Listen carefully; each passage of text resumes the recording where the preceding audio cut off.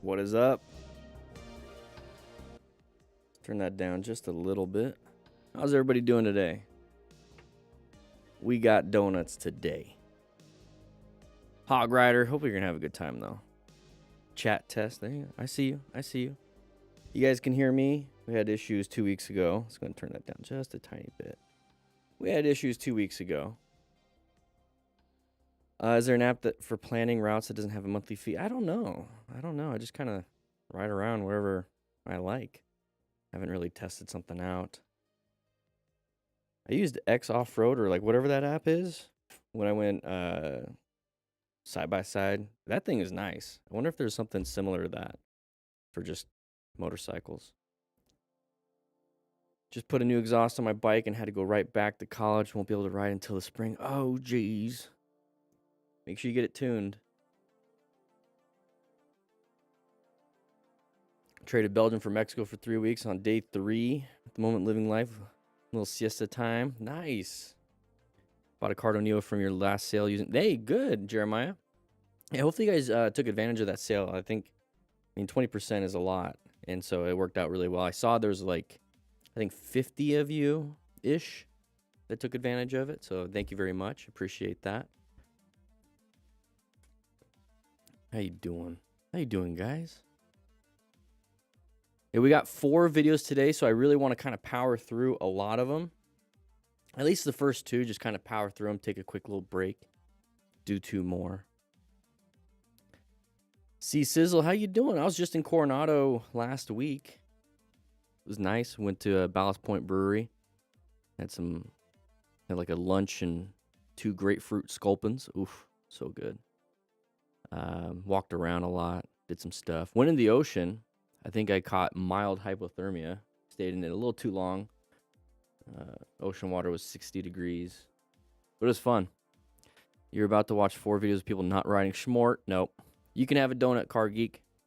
Had to switch to 3-wheel Can-Am Riker. Whole new learn. Yeah, it's a whole different experience. It's almost like driving a car in a way. In a way. 2 weeks ago. Yeah, Hog, I really want to start doing that, but right now I'm focused on the academy. I think once the academy's done, I'll be I might be doing reviews for members there. I just finished filming the friction zone braking and then some slow speed drills. So tight turn, U-turn, figure 8 for the academy. I just did that yesterday. I might have to redo the braking one because I didn't get to say exactly what I want to do. So I'm just going to leave it as is. I'm going to continue on with the course and then maybe redo that one as my first redo. But we're getting there. We're getting there. Grumble, how you doing?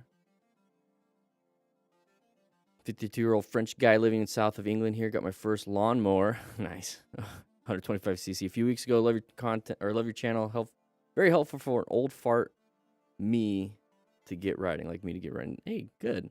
Glad to see you here. How you doing, Smee? No friction zone. Oh, geez, no friction zone. Grumble, you passed your MSF. Everyone give him a biker wave in the chat. I'm going to see. Let's see. If you're a member, if you have a green name, you can get special emojis. It's only $1. Go ahead and do that. We're going to get started, everybody. This week, we have... I'm not really... There's no, Cardo sales, so I'm just going to mention that you can still get the drill booklet for 20% off using the code. It's linked at the top of the chat, but I'll probably do that for, a couple of these videos. I'm not going to really do too much. I'm just going to get right into it, kind of see how that goes. Maybe I'll do it, halfway through or whatever, but... We're still kind of waking up a little bit. I didn't stay up too late last night, but I decided to sleep in because I got a busy weekend coming up. What is everybody else doing this weekend? I love how you have that community. Ride Schmort. What's the O for again? Or is that just a play on words? Is yours an acronym also? Like the Smart Rider Principles? Is it the Smart Rider Principles? I forgot. Hope you're having a good evening, day, morning, time zone. Same to you, Ren. drinking, watching movies for the weekend. Nice. It's a play. Okay, that's fun. That's fun. Ah, you're gonna watch this instead of go to the cinema? Okay. What were you gonna go watch? Long-time rider, first time commenting. Love the show. Biggest issue I see with new riders is failing to inspect their bike before. Yeah, there's the whole safety checklist. It's mainly for the rider. Like the safety checklist is like, what kind of state of mind are you in? Are you assessing the risk coming up? Like all these different, like it goes through the mental checklist, and then at the end it's the tires and everything. But a lot of people don't even check their tires. A lot of people don't even check anything. So it's interesting. I think a lot of these people that get on here, they're just angry when they're riding, and I get it. Life is tough, and then it kind of puts them in this hyper state of like their nervous system is ramped, and so then you start riding faster, ramped, like with your nervous system like high. You just start taking risks, and sometimes they don't pan out. I mean, that's like with life, anything. Like if you try to have a conversation and you're amped up, guess what's going to happen? You're going to be amped and maybe not say exactly what you want to say, and then things can go bad and whatnot. Same thing with work. You need to write an email to your boss and you're upset. Or a coworker. Yeah, I just want to cruise. I just like to chill. Love the Honda Rebel. I've noticed, because I was doing the slow speed drills yesterday, and I've only done a few things on the bike. I don't have a lot of miles on it since I bought it, but it is so different than the FTR when it comes to maneuverability, and it's a cruiser versus kind of like a street tracker, and it was gonna be obvious, but it's gonna be interesting when I do the Smart Rider drills and set up the games for it, because I'm only gonna be doing it on the Rebel for the time being. The new Venom movie, okay, nice.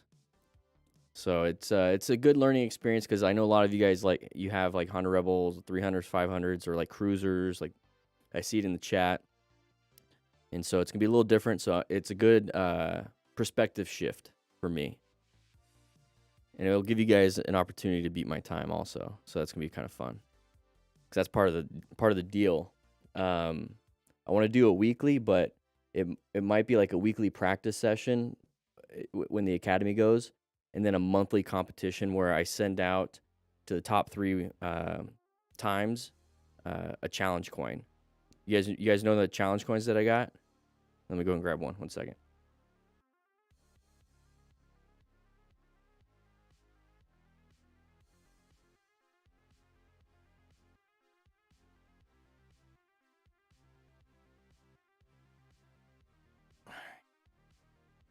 I got these and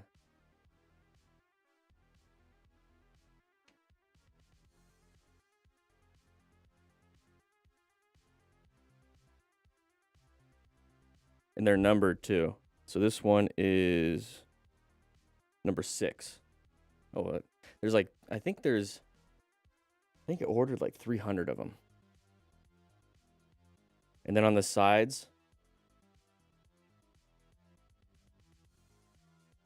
awareness, action, accountability. But yeah, and they're heavy. I mean, they're thick.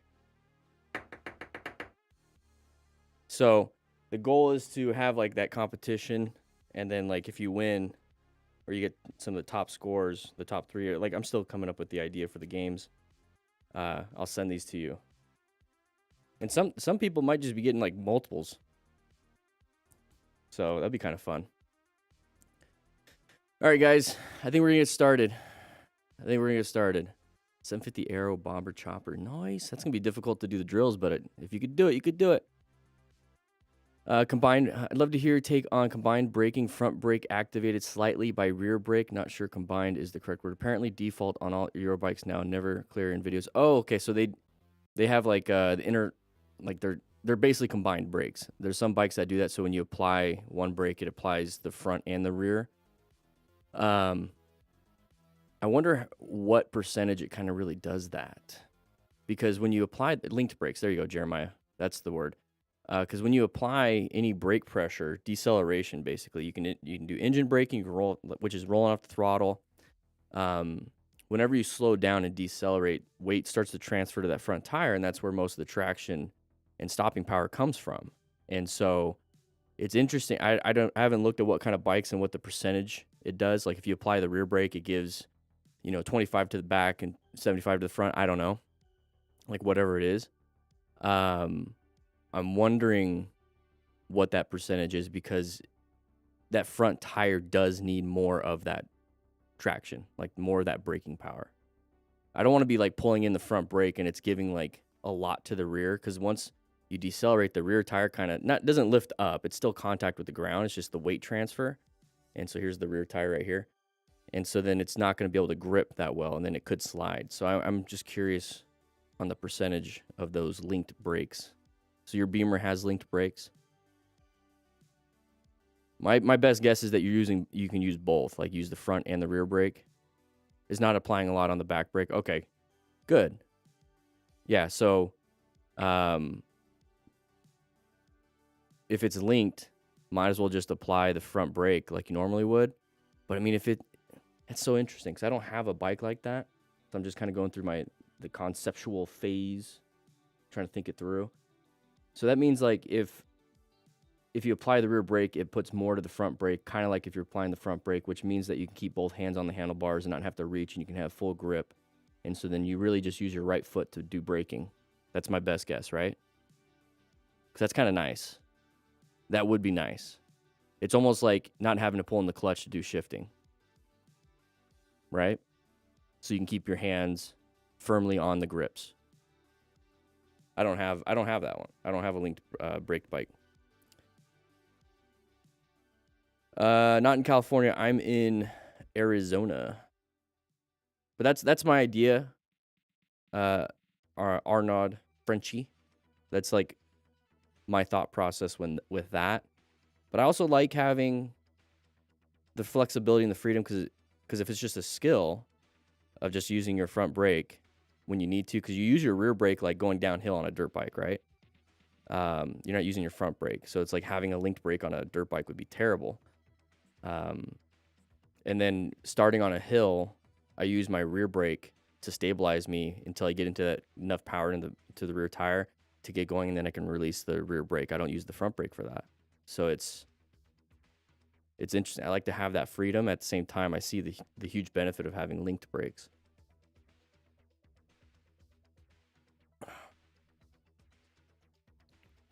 %, front if rear is used. Oh, interesting.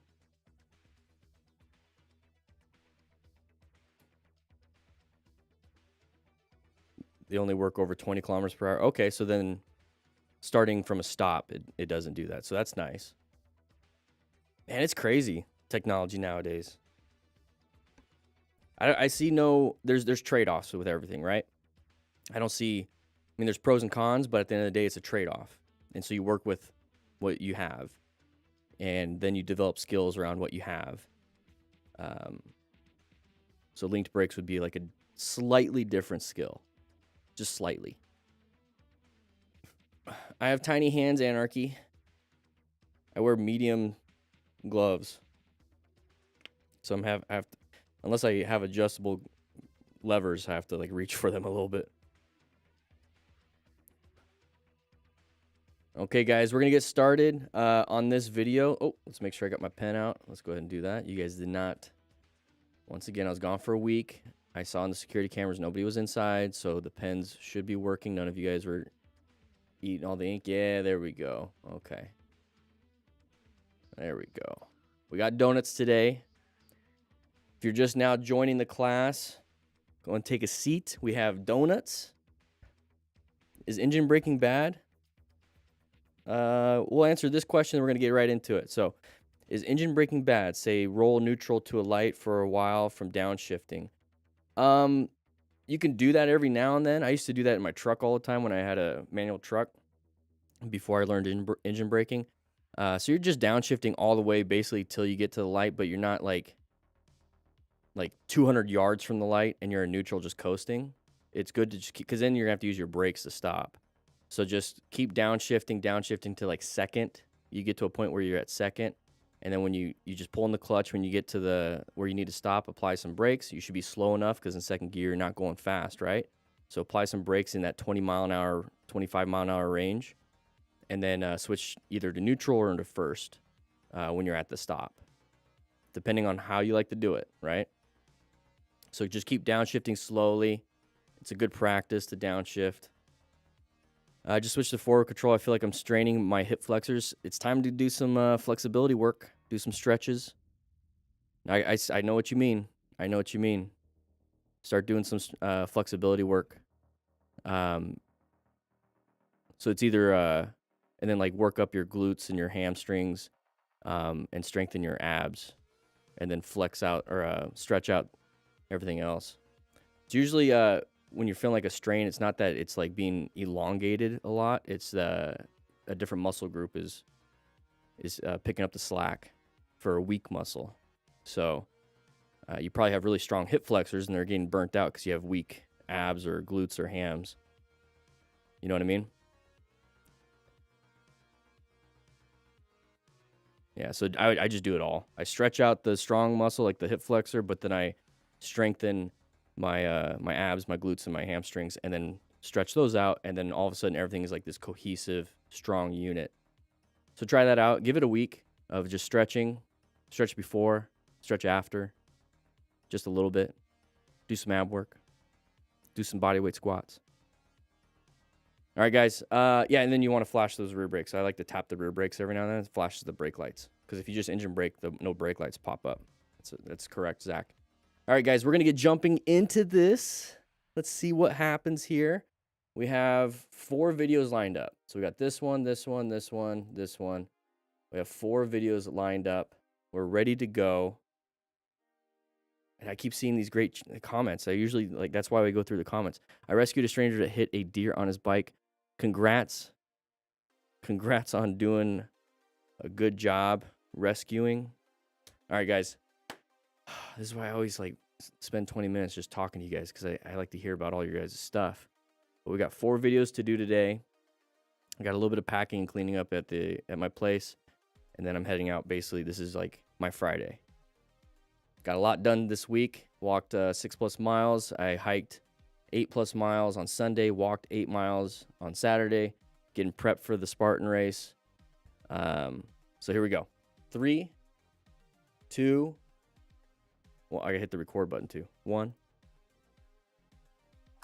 What is up, everybody? Dan the Fireman here. Make sure you guys hit that subscribe button. We go over motorcycle crashes and close calls. We try to figure out what happened, how it happened, and then we utilize the plan method and the smart rider principles to prevent this for ourselves. So this is educational. If you just want to watch the crashes and stuff, just go to Motostars.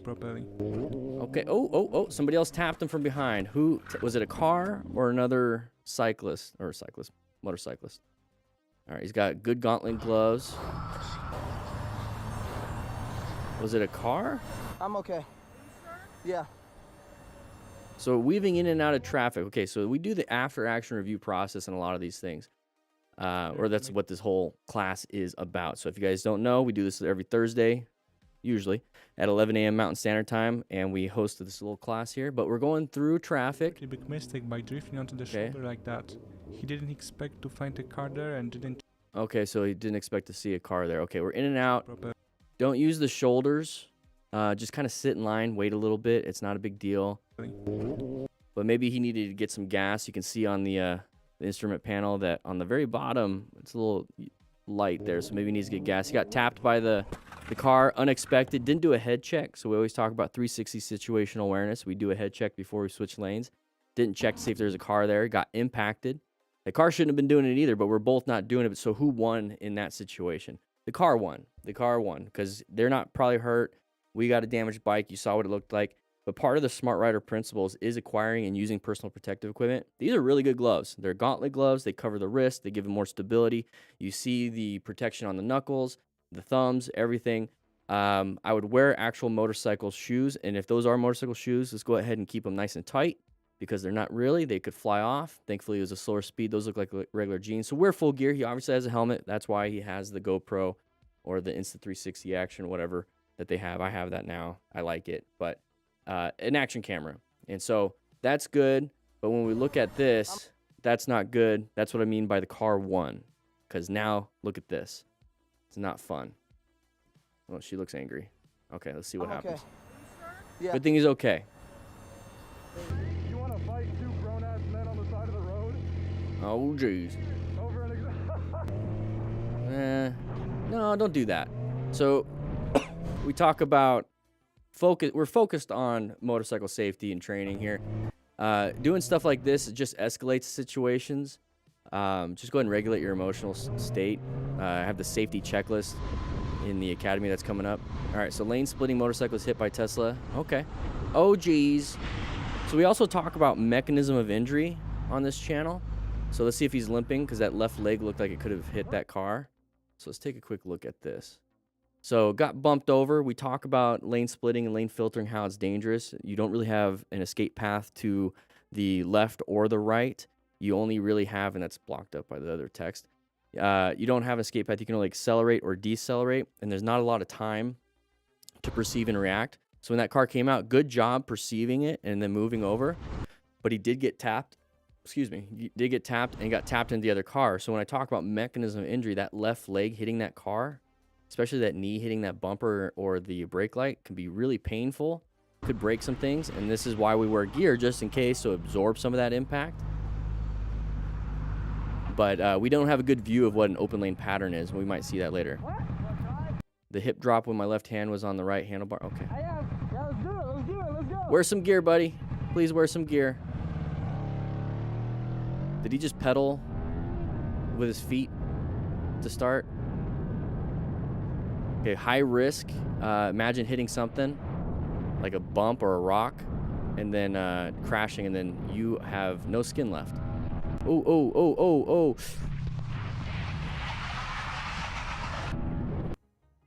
What were we trying to do there? Like, well, at least he hit a bush, but still you can get impaled. 121 miles per hour.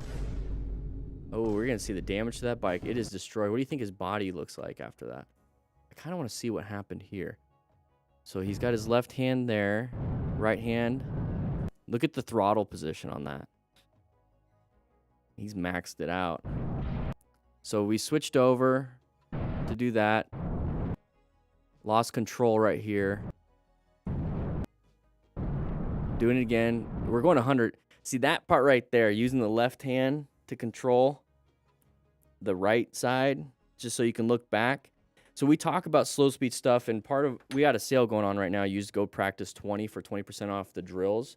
These are slow speed drills that you can do in a parking lot. A lot of fun, get you going. But one thing that you learn just doing that is that you go where you're looking. And so he's looking back. He doesn't have good control of the motorcycle, and it's going to cause disruptions in what the motorcycle is going to be doing. So he's going to start going right or lean right. His body positioning is not very good. And yeah, so now we're starting to fall over because he can't control things. And he got really lucky right here because we hit a bush. But still, you can get impaled by some of these sticks. Yeah, so I mean, if it's gonna damage the bike like that, imagine what it's doing to your body too. All right. In this situation, it looks like this biker is doing everything he can to keep That's kilometers per hour. Okay. up with the other rider. In the end, he faced to hold the corner. Okay, so this is not California. Oh, went a little too wide in the corner, going a little too fast, up and over the top of that rail. Those things are sharp on the other side, on the lip. Okay, so rib cage probably hurts a little bit, but he's doing fine. He's walking, he's breathing. That's good. If you ever have a buddy that crashes like that, learn how to rescue, so remain calm. So call 911 or tell someone to call 911. Ensure your own safety. Don't be part of the accident, so don't get hit by a car. Look for those hazards. Wear some gear, like some nitrile gloves. Stop any major bleeds, and then quickly assess that severity. So if they have any of these symptoms, just lay them down, control the external bleeding, and keep them warm. But it seems to be doing fine, so that's good. So going a little too fast in the corner. Got shot out, trying to keep up with their buddy. Just ride your own ride, everybody. Yeah, you start to find parts of a motorcycle that you don't really know what it goes to. All right, here we go. Going around a corner. A little sharp corner. Oh, locked up that rear tire. So that's what it looks like, locking up your rear tire, going a little too fast, panicking a little bit. Just navigate that corner. Shoe fell off. That's why you wear motorcycle shoes that are, you know, gonna stay on. So right here, locked up that rear tire. That's what that looks like. Locking up that rear tire, and then he's gonna press even harder, and it's not gonna grab traction. It's just gonna slide over the top. That's why you got that skid mark. So we could have just navigated and used target fixation on that left side. So right now you see where his head is pointed. It's pointed right where he's going. If we just look over here and then put our body into it, we could have made it. So try not to panic. This was definitely a brown stage situation. Go ahead and jump into that red stage. If you don't know what we're talking about, these are the color codes. So red stage, you have to do something. We're in an emergency right here. You have to look where you want to go, and you got to put your body into it. Mistake. Didn't hit the wall super hard. We can learn from it. Not a big deal. Hopefully nothing's too damaged. Wait a minute. Uh-oh. Is that a Lululemon bag? You have a wallet on your car. Wallet, come here.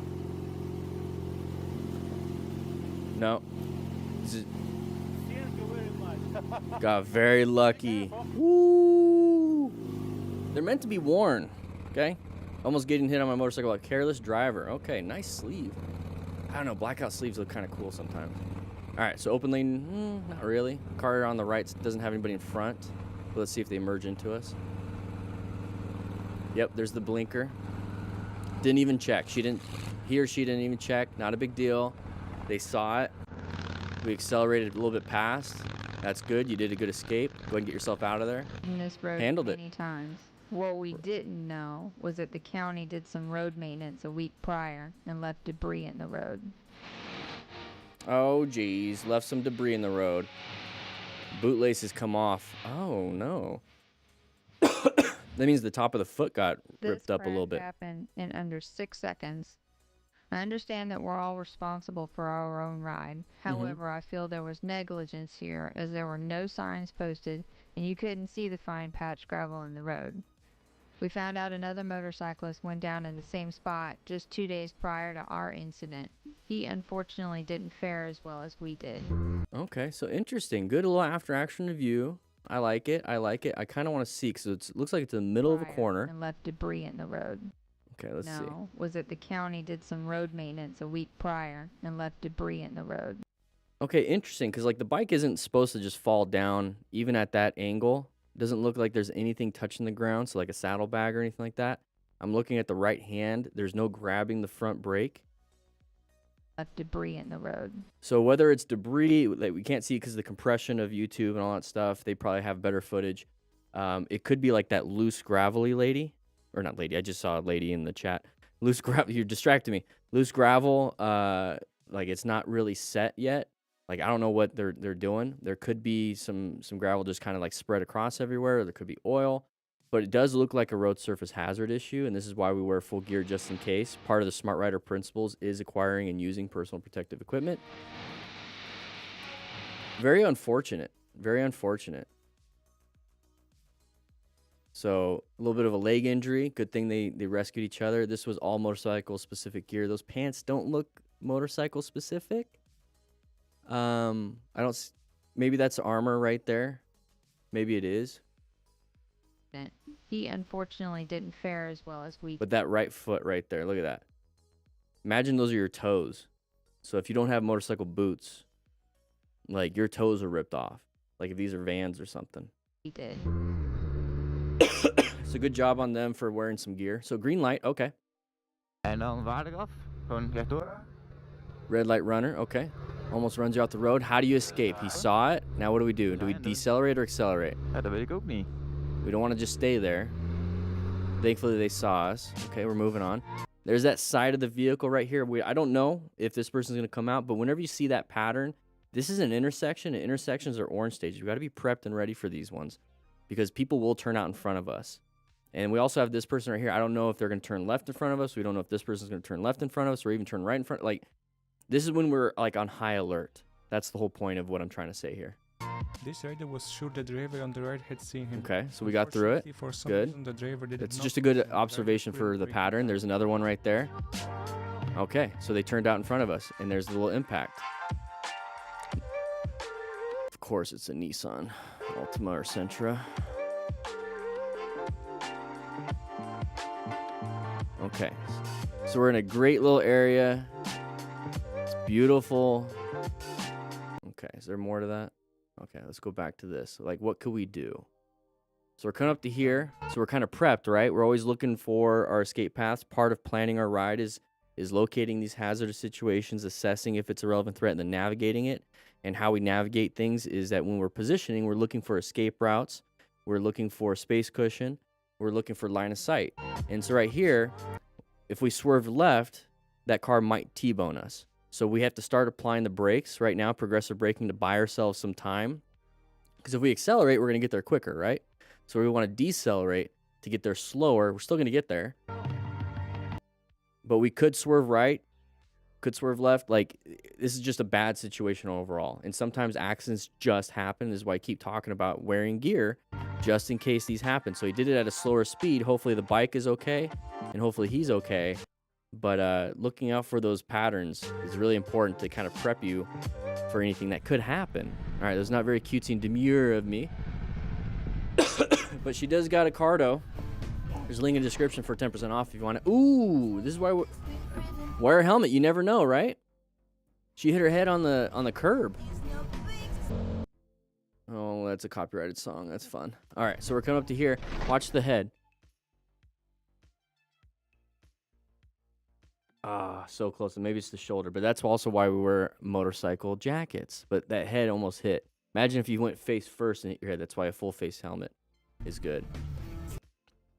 And I think those are motorcycle leggings. They make those. It might be regular leggings. I don't see any armor.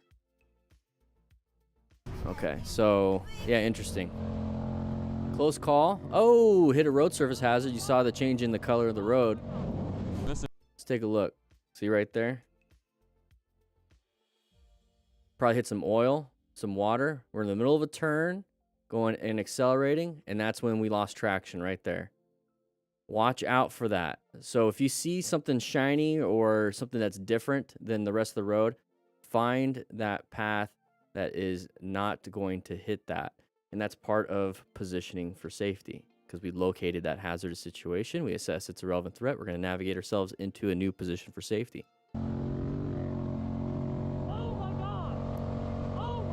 Yeah, very lucky. That was good. Well, Lexington does have a lot of cameras through here. So Okay, is this guy going to merge into us? Nope. Oh, I'm in Okay. fifth gear. Uh-oh, downshift. Or do some really good friction zone. You might stall. Yeah, there it is. Get into gear. Oh, you don't have to do that. It's kind of your mistake. And they're honking that it's green light. Not a big deal. Oh, geez. Somebody crashed behind you? Yeah, somebody crashed behind you. It's time to rescue your buddy. Remain calm. Ensure your own safety. The bike's not supposed to look like that. That's going to be interesting to get down. At least they have a sense of humor about it. And nobody's really hurt. And that's, yeah, have fun. American accident in Manila. Just how dangerous lane splitting can Okay. be when traffic is this. Yeah, somebody's going to merge in front of you like that. Oh, we went up and over, so we slammed that front brake, and it actually grabbed traction instead of washing out from underneath us. Up and over, did a little endo. But yeah, people will just go in and out of those things. Be careful. Wheel fury, that person's merging over to you. That person's merging over to you.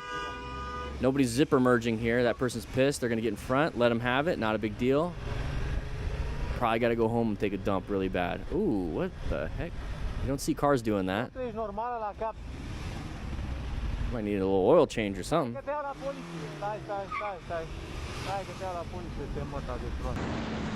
All right. Racing on a track, having some fun. Oh, low side. Low side. He's got full gear, full leathers. Very good. All right, trip. Oh, crash saved. What do we hit? What do we hit? Road surface hazard? The paint? No. Oh no, we just went a little too low, too much in the lean angle, lost a little bit of traction. Moving on. Okay, a chipped turbo diesel. Interesting. Oh. Even though the Gravel. rider was going at low speed, he wasn't careful enough and ended up braking too hard on the road full of gravel. Yeah, front brake on gravel is not good. Look at his hand. At low speed, he wasn't careful enough and ended up. As soon as he grabs that front brake at that end, he lost traction on the gravel. This is where that rear brake really comes in handy. And really kind of slowing down almost like 5-10 miles an hour on the asphalt and then getting on gravel is the best deal, unless you really want to like practice your fishtailing. Even though the rider Overall, was going at low bad. speed, he wasn't careful enough. Yeah, rear brake. Braking too hard on the road full of gravel. All you dirt bikers know that rear brake is great. All right, so good job. We lifted the bike up. We're moving on. Little slow speed maneuver right here. Don't hit the, panicked a little bit with the trash can. Once again, practice slow speed, tight turns from the stop and everything. With the drill booklet, 20% off in the description. Oh, found us an escape. Get back in line because you're going to run into the other car. Oh, geez. Person came out of nowhere on their e-bike. Good job applying the brakes, slowing it down.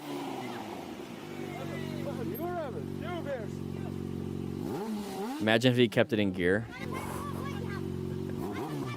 Have fun.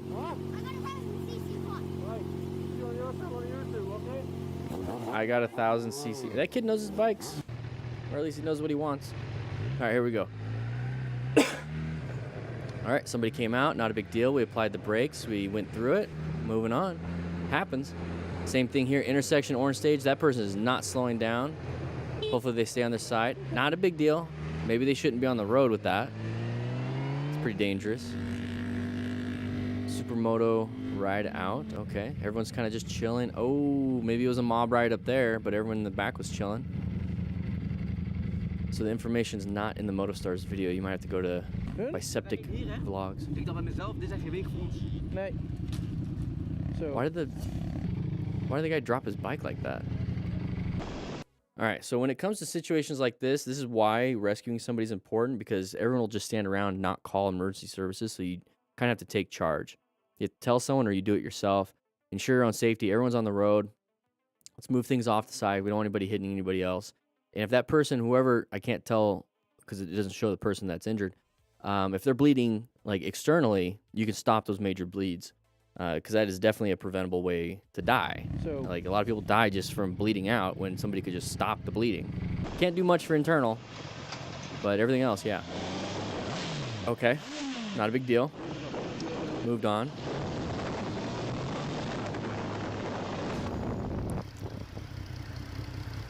Oh, this person wants to turn. You're right in the middle. So he's going to try to go around you. Very interesting. Just decided I'm doing it. Not much you can do. You can't really Flintstone it back and forth. I can, right there, I'd accelerate a little bit more. Get yourself out of that. Let the idiot be the idiot. Just get out of the way. Okay, what do we got here? Lots of wind noise, that's what we got. Side of the pedestrian right there. No, side of the vehicle right there. Person's gonna come out. Go ahead and look, like progressive brake, engine brake, whatever you need to do. Not a big deal. Not a big deal. Adjust your speed. you saw him, right? He started putting into the left. Okay.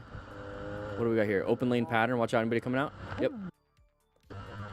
So there's a big gap. So when there's a big long line like this, you're like, interesting. Why is there a gap? And there's an intersection, right? Boston. Why is there this gap? And so that's going to concern me. I'm worried that anybody's going to be pulling out in front of me from this lane into my lane. Also, now this is an intersection, anybody pulling out. Pretty scary, so I'm going to put myself in a better position to be away from all this because the goal is I want a good space cushion. So I'm going to be off to the right so I have better line of sight to anybody coming around. Also, I have this big space cushion right here. which means that if anybody does start to creep out, I'm right here. I can make adjustments. I can move over here and do this if I need to, all those different things. So don't be right side by side with other vehicles in these long lines like this. At this point, what do? We can accelerate. We need to accelerate because if we apply the brakes, we're stopping in front of them. We can swerve right too, could help, but accelerate, swerve right. Get yourself out of there.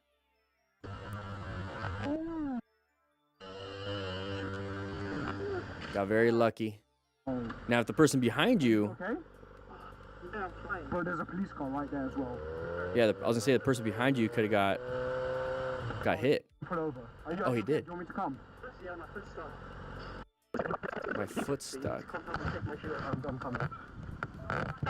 My shoes are stuck in the... Yeah. So they might have impacted. Yeah, right, sir. Might have impacted and got his foot stuck. Yeah, there it is. First one got through, the other one didn't. But guys, with that said, hope you guys ride safe, be safe, practice the smart rider principles, the plan method, look for those open lane patterns, look for the sides of the vehicles, understand your skill set, ride within your limits, and I'll see you on the next live stream. All right. Look at that. We got one more, guys. Just kidding. We got 3 more. Look at that. How's everybody doing? See, we got some more people in here. 145 people in class. That's like a lecture hall at a college. That's awesome. You guys are all in my college class.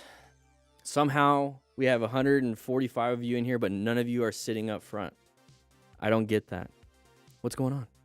Come on, guys. Come on. There's all these nice, comfy seats up front. You got donuts still? I don't get it. 300 people. Nice. How you doing, Anarchy? We're going to create t-shirts now for a rugby club to wear at an event this weekend. They're new warm-up shirts for the season. Nice. Yeah, I want to get for a birthday, because for Christmas I want to go snowboarding. So I'm gonna take my girlfriend and her daughters, and hopefully one of the daughters' fiance can go. But for snowboarding, but for Christmas I want to get her I forgot the name of the printer already, and then a heat press to make t-shirts. No new bikes in mind. I just got the Honda Rebel 500 SA in July for my birthday, and I'm good with that for a very long time. First live I've seen in over a month, as you can't be consistent on time. Sorry, Skynet. I'm not a computer like you.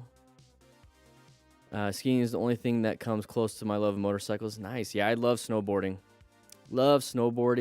It's a lot of fun. I haven't done it in a while. I haven't done it in, it will be 3 years by the time I get to go again. Flagstaff.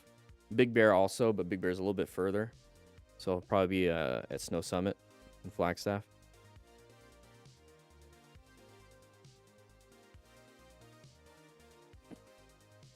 Nice, me.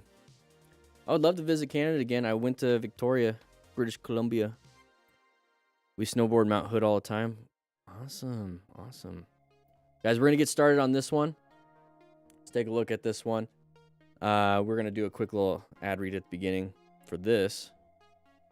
Let's go and turn down the music just a teeny bit. So 3, 2, 1. What is up, everybody? DanDanTheFireman here. We're going to be watching this Motostars video and doing an after-action review process on all the crashes and close calls to figure out what happened. But before we jump into it, if you want to practice your slow speed maneuvers and get better with your bike, there's 20 different drills inside this right here. You just need a small parking lot. You can get it for 20% off using code GOPRACTICE20. Links in the description for that. But you're going to get better at your bike. You're going to see what it can do. A lot of fun slow speed maneuvers. And maybe go against your friends. Guys, today it'll be a lot of fun. Start with the rider who overestimated his skills and ignored some tough road conditions. Let's see what happens. Luckily, it ended with just valuable nice little turn right here. Watch out for that red car coming in. Oh, geez. Did we slam the brake? He's got motorcycle gear, though. You see the knee pads. I want to point out a few things. Is the road wet? Looks a little shiny. Let's take a look. I want to point out real quick. Look at his left knee. It ripped up the top part, but his knee is still there. So motorcycle jeans, very good. So it looks like motorcycle jeans Luckily, and a motorcycle flannel. Proved just valuable lesson. I couldn't see his right hand, but I want to say he grabbed that front brake. You see his fingers on that front brake? So I wonder if he grabbed that front brake and just lost front tire traction. So don't be slamming that front brake in a turn. It could be a road surface hazard. It could be tires are messed up. The road looks wet. There's a bunch of different factors here. It just sucks that he did crash. So part of being a smart rider is wearing that gear. So wear that gear, not like this person. Wear that gear just in case, because that could have been his kneecap pretty much ripped off. What do we got here? Oh, a little tippity tap. Imagine filtering legal in Arizona to help avoid. Okay, potentially get hit. Yeah, yeah.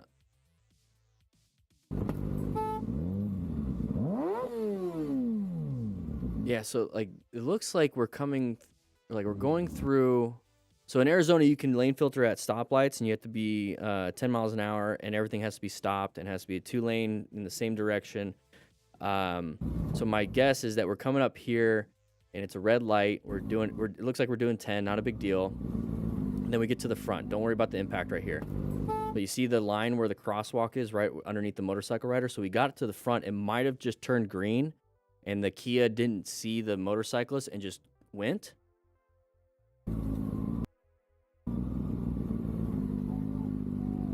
And we turned in front of him. So when you're going to lane filter in Arizona and everything, go ahead and just stay in that middle part. Don't turn in front to get, like when you get to the front, don't get in front of the car. Just stay in that middle. And then when it turns green, take off. And then since we're on motorcycles, we're a little bit quicker. You obviously want to check for any cross traffic and everything before you take off. But since you're still in the middle, you're not going to get bumped into. So go ahead and take off, and then you get a choice between whatever lane you want. So getting in front is not good. Yeah, we turned in front just a little bit.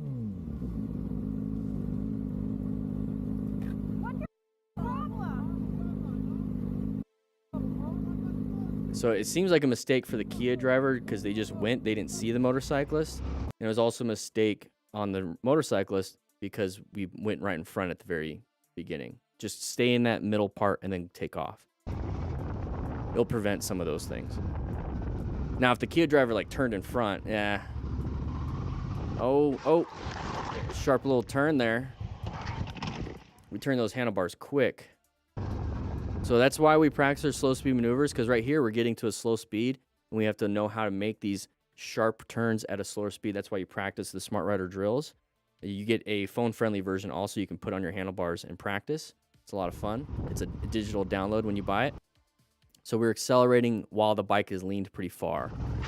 And we just like lost traction or lost balance.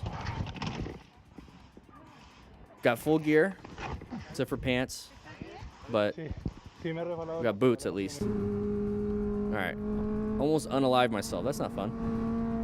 So we're coming up here. Sharp right, sharp left. Okay, went a little wide. Keep it up, keep it up, keep it up. That other rider had to make some adjustments too. So good job. Now you have this next turn coming up because you just saved yourself, right? So now we have this next turn. Let's take this next turn slowly. We're not going to be able to take it at the speed we wanted to. So take it slowly so we can make it through and then start ramping up your speed. What just happened here should be like, maybe I should slow it down a little bit. Either I'm too tired because I've done like a ton of turns, or this is past my skill level. Whatever it is, slow it down so you can make adjustments with more time. There you go. So we're going through it nice and easy. We have another turn coming up. We're right back on it. Came in too hot. Yeah, you did. The rider admits it was all his fault. He recognizes that speed target fixation. Oh, please don't go off. In this situation. That is like a huge fear for all motorcyclists right there. They just go up and over. So we're in the middle of a turn. Okay, so this is an interstate. This kind of almost happened to me when I first started riding my Harley. That speed So like we're in a turn. You can see how the curve on the top is happening. Like we're doing this. It almost happened to me because I was, let's go back. Let's a little story time here, guys. A little story time. So it was a left-handed turn in Phoenix. I was in this, I'm just gonna use this as an example. I was in this lane, and you know how like when they build bridges, they build them in sections and stuff, and then they have like in those sections there's like little bumps or whatever, like little spacers. Well, it was a left-handed turn. Let's do this. It was a left-handed turn, and I was in, this is the other lane. So these are two lanes, pretty terrible. There was like a spacer here, like a spacer here, like a spacer here, right? So I'm in this lane, and I was going fast. I was before I did all this, and I hit the spacer, and it launched me into this lane, and I was able to continue going on. It was pretty scary. It made me realize, even at highway speeds, because it was on a highway, right? And so I was going 65, 70 miles an hour. Even at an expansion joint, thank you, Jeremiah. Even at those speeds, like I should be very careful on these bridges. So now I have like this lesson learned from when I'm on a bridge. And so when I see stuff like this and people are going fast, it's like, oh, well, I'm going highway speeds. Still be careful with your skill set. Because if we're making these turns at highway speeds, we're doing the legal limit, right? We still might be able to get shot out. Target fixation and Now, if he was speeding, it makes more sense. But as a beginner rider, it can still happen if it's past your skill level to make that turn. Situation. Got very lucky. Could have flipped over it. What happens when you lock your front brakes? Uh-oh. We're going to lock our front brakes here. What's going to be popping out in front of us? Ooh. Oh, you have a toll. Oh. Or not a toll, but traffic thing. So you only go when it's green. There you go. That's going a little too fast. Didn't see it because we switched multiple lanes to get to that. We would have seen it. Well, we should have seen it earlier, but we didn't. When we get up to here, we can't slow down. So at this point, honestly, guys, if it's a red for you, because green means we can go. If it's a red and you're going fast like this, just go. Just go. Slow it down. Like, try your best to slow it down, but aim for what's still there, which is that road. We're aiming to, like, stop, and we're aiming to, like, not go, so we're, like, crashing into the wall.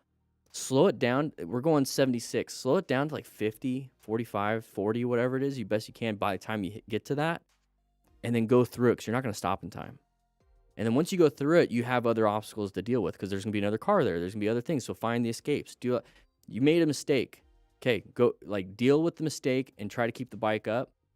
Don't try to just, like, I have to stop. We could have kept going. But then we dumped the bike. It sucks. Hopefully he's doing fine. Oh, look at that sign. So 15 miles an hour recommended, a sharp turn. So what's going to happen here? What do you guys think? A low side? You think we're going to low side or go off the road? Or both? Write it in the comments. Oh, never mind.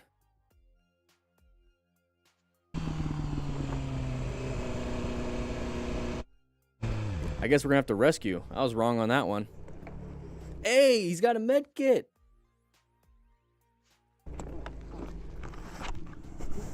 Hey, we need to block traffic.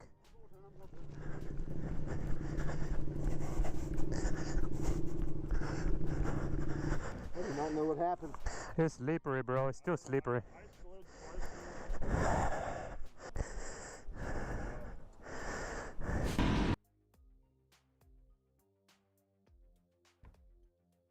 Cuban Rider. Dude, I haven't been able to give a thumbs up for somebody doing rescue in so long. That was great. Cuban Rider, I'm going to watch it again cuz I don't know. I'll just give some notes. Okay? So you witness somebody here. Not even notes. I'm just going to explain kind of what I see. You witnessed somebody on the ground. Okay, so you went into rescue mode. You remained calm. Very good. Okay, we're going to ensure our own safety, but right now you need to remain calm and then set yourself up to rescue. So we're slowing it down. We found a spot to put our bike. So we're ensuring our own safety at this point. So we're going to look for hazards, and we got to watch out for other cars coming, right? Because it's a blind turn. People can be speeding around this corner and then running over that person and then us because we're going to be helping out. We're still calm. We recognize if there is going to be something that we have to do. We're not going to run to that person and be like, oh, crap, they're bleeding out. Then I got to run to my bike, grab the stuff, and then run back. Just grab your stuff, remain calm, get to them. Very good. So we ensure our own safety. We have the gear. We're going to hopefully stop any major bleeds. He's not panicking. He's not rushing. To block traffic. That right there is the ensure your own safety. Having somebody around the corner just kind of like doing this, slow it down, gives people like, oh, what's going on? They'll start slowing down automatically to like, what's this guy doing? And that's going to help you out because then they get around the corner like, oh, that's why he's doing that. And they're going to pull over or like get around you. Very good.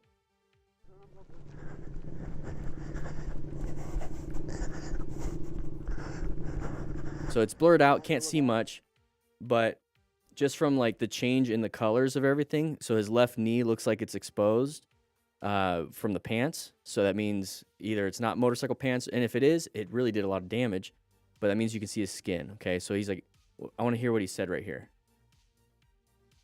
Do not know what happened. Okay, so either he doesn't know what happened in terms of I just woke up from a concussion and unconsciousness, or I don't know what happened, why I crashed. And this is where you can start asking follow-up questions like, do you like know, like, are you aware of what just happened? Like, you crashed, right? You understand that you crashed? He's like, yeah, I understand I crashed. Like, I was there the whole time. I just don't know why I crashed. Okay, cool. Now I can understand, because on the back side of the card, right here, is that the head injury symptoms, he could have disorientation. Like, I don't know. He could have just been unconscious, now it's rebooting. That could be a thing. But if he's like, I don't know why I crashed, but I've been conscious the whole time, then he's like, okay, cool. You know, so maybe not a TBI or anything like that. But he could have some disorientation anyways, or a headache, because you could have just like a really bad, I use this all the time, guys. Okay. Shake your head back and forth. Okay, now stop. You see how your head hurts a little bit? That's your brain sloshing in there. So imagine hitting the ground. You're going to have a headache. And so that's kind of like, it's a very mild concussion. So just be careful with that. And so, yeah, stop any major bleeds. He's doing fine. It's slippery, bro. It's still slippery. So very good. This guy did a great job. Did a great job. This is exactly what I would want if I crashed and somebody came up to me. This is what I would do. So very good. Just Johnny. Here we go. Oh, a little bit of a low side. Is it gravel? Did we lean the bike too hard? Did we slam the front brake? Are our tire tread doing well? Are we under or over PSI? Like, what could have been not enough throttle input going uphill, slowed down, and lost traction? Okay, so we lost balance. We lost balance. The right speed will keep you balanced. Too much, too little. Got to find that Goldilocks zone.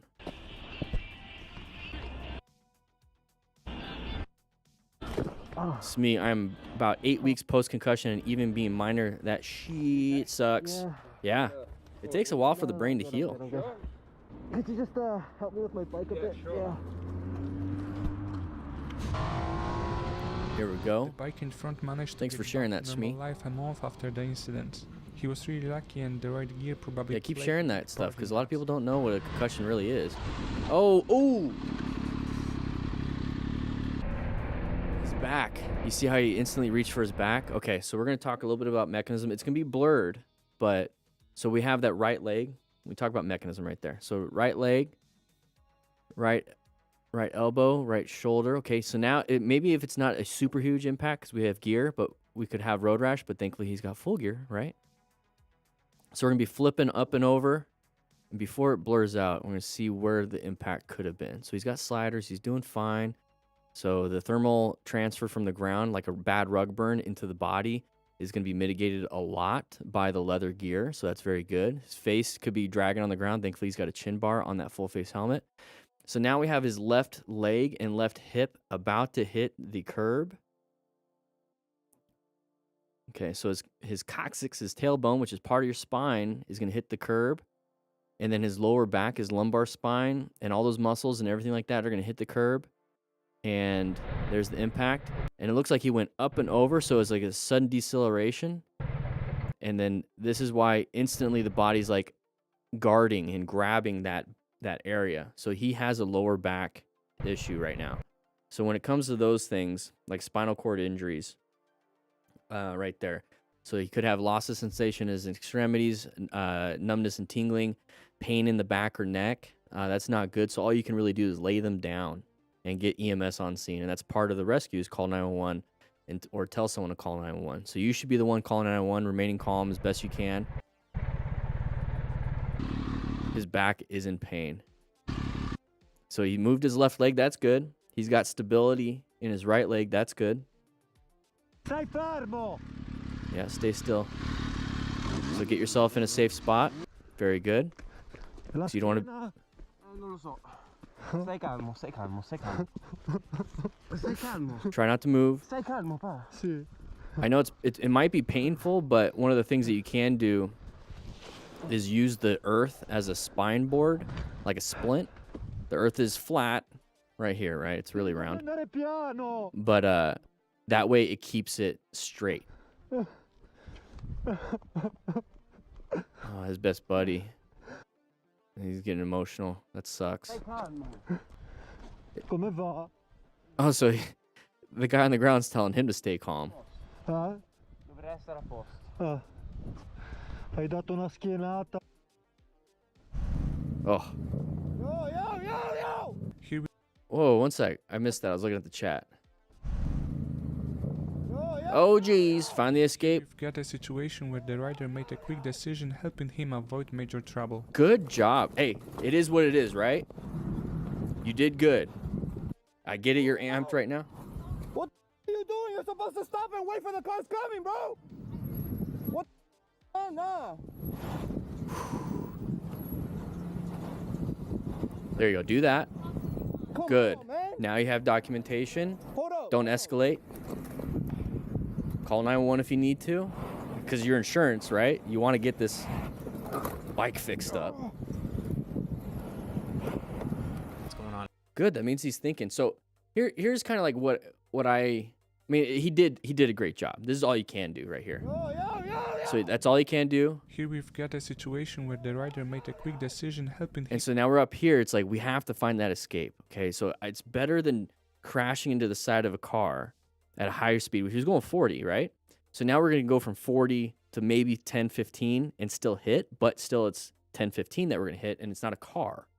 So we're going to get up to here, and we crash. So we kind of dumped the bike. You see how he went up and over, so he probably slammed the brakes at the very end. Bike kind of fell, but then it's going to slide into the fence, and we hit the fence. The simple fact that we can run, like take a moment real quick, pause. I can run. I'm alive. It could have been a lot worse. Start telling yourself these gratitude things. It's like, and it'll help you de-escalate yourself. You're still going to be amped. It's like, I'm good. I'm good. I'm safe. I'm good. And then go ahead and do this. What are you doing, bro? That's fine. What are you doing? You're supposed to stop and wait for the cars coming. But also think that you're doing fine. What? You're doing good. You're alive. Get a picture, just like he's doing. Good job thinking. Because they could have taken off. Come on, man. Good job with that. And then move off. So handled it well. I think this is the best he could have done. And he did well. Thankfully, it's not like, now he has no legs. That could have been worse. What's going on in front of me? But since this was a back road, I hadn't been checking as much as I normally do. What is If that I on his had, chin I bar? might have noticed that that blue truck was creeping over into the other lane.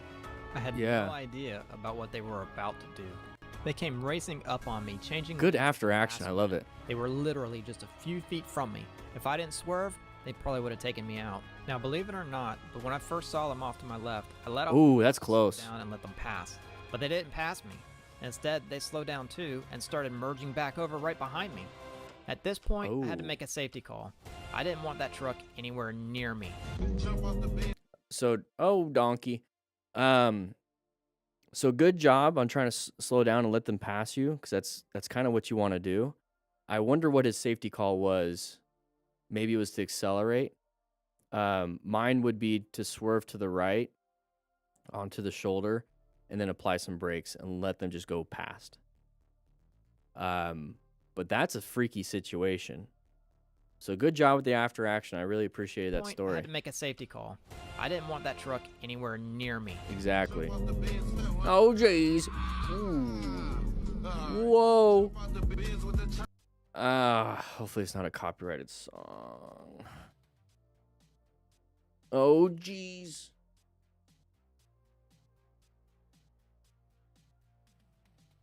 I think only thing worse than that would if it just like shot some poop at you. That would have sucked. All right, what do we got going on here? The music, love it. Thank you, Motostars. Okay, they're just gonna have an argument. They're just gonna have an argument. Oh, little turtle head poking out right there. Keep an eye on that. I'm gonna go ahead and rewind it. Little turtle head right there. Why do you think we're having that? There's the side of the vehicle up there. Ah, my hands. The little side of the vehicle right there. It's an intersection. Okay. Are we in Florida? Little turtle head. Move over to new position for safety. Dude, it's just that like literally people are so good job. Impatient. Oh, gravel. Ooh, face hit the front. Remind of why it's important to be a little more cautious on a sloped gravelly road. Damn, dude. I kind of want to do like the Smart Rider drills because right now, like this is all parking lot exercises. So like, yeah, it's all parking lot exercises. I kind of want to have like once this kind of goes, because we've sold like hundreds and hundreds of those books, but I kind of want to make a dirt parking lot and having to do it in a dirt parking lot, and it can be kind of all rough. I think that'd be fun. And it's like dirt bikes. You bring what you brought, but dirt bikes are pretty much going to win on that. It's almost like barrel racing, right? That'd be fun. Yeah, maybe you can bring a horse. I don't know.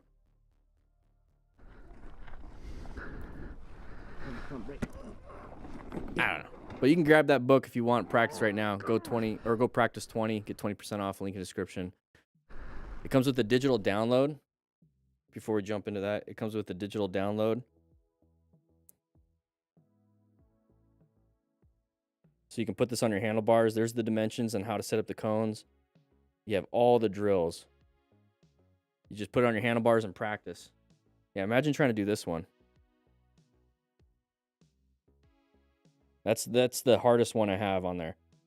Trying to do that one on a dirt. That would be fun. And so you can just have your phone on your handlebars like that.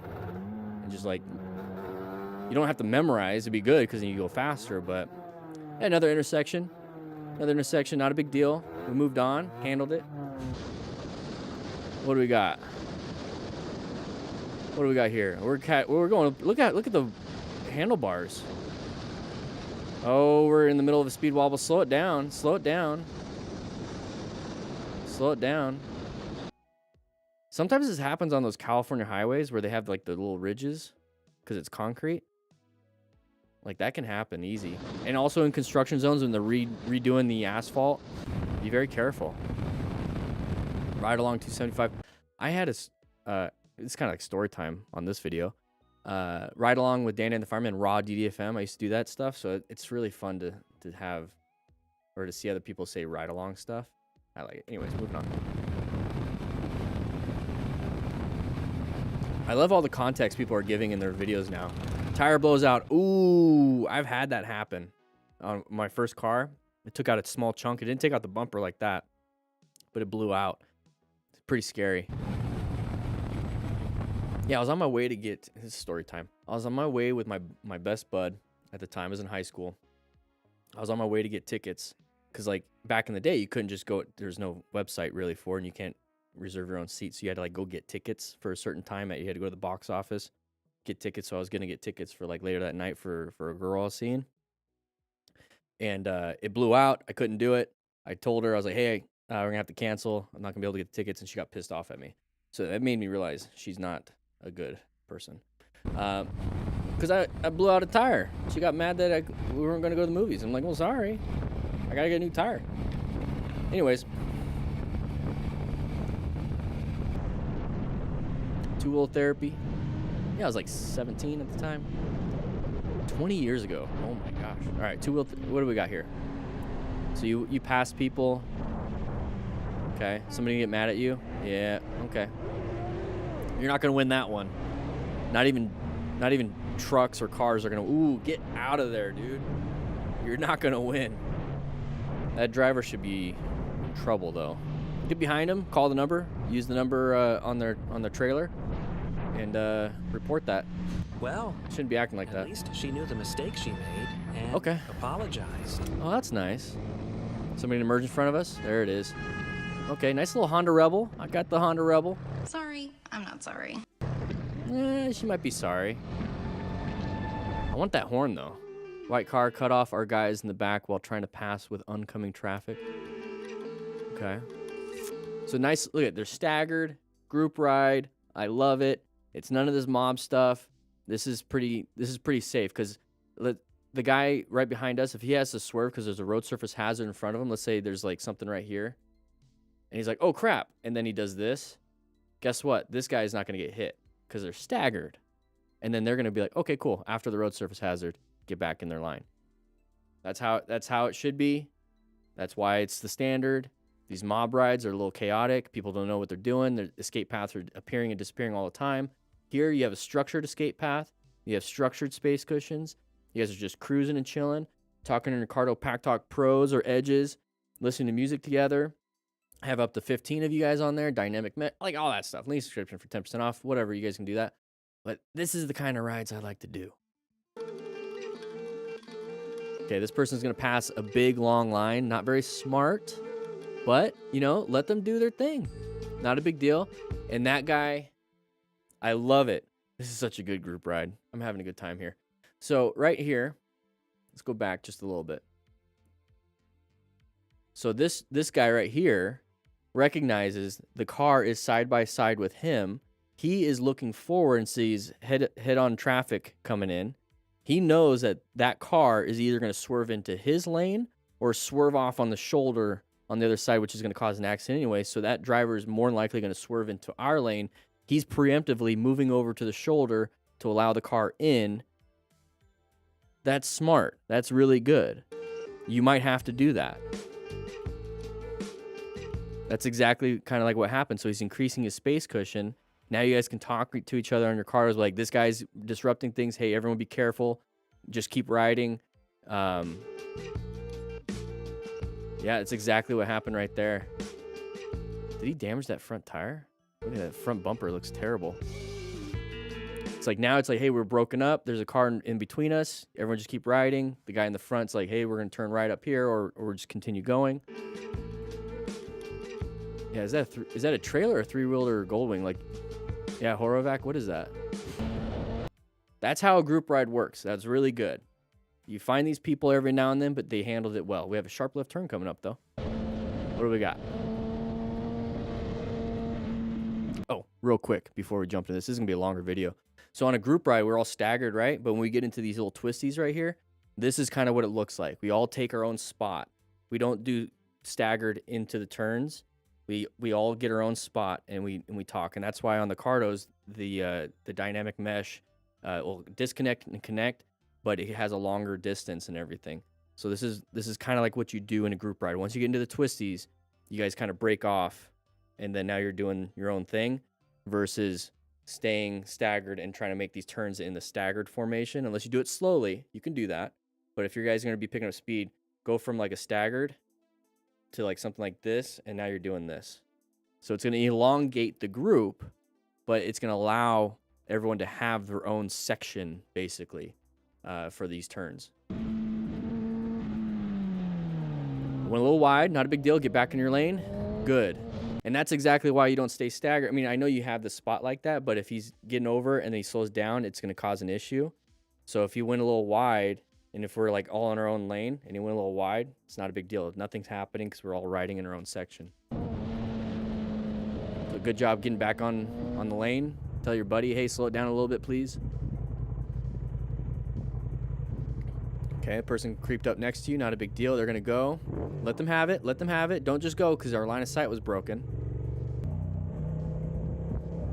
Person coming out. We'll slow it down just a little bit to allow them in. We're going to move over into a new position for safety. Very good. Oh, we got a B.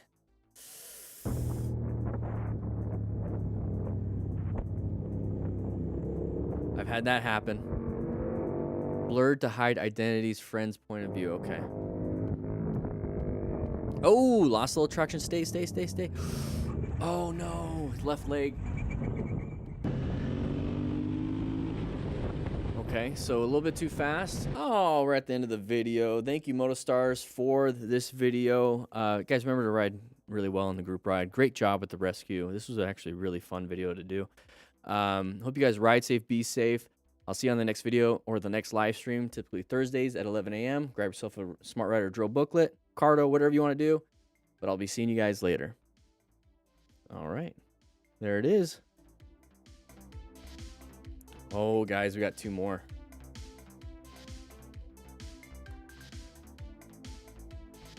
Woo.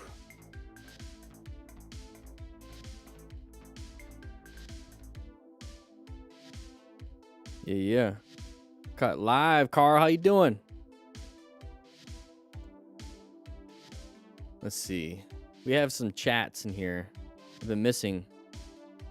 So Sorrow, Dan, after watching your videos for literally years, I have finally booked my MSF course for next month. I'm nervous but also confident after watching your videos and streams as well as hundreds of others. Hey, good luck on your class. You're going to have a lot of fun.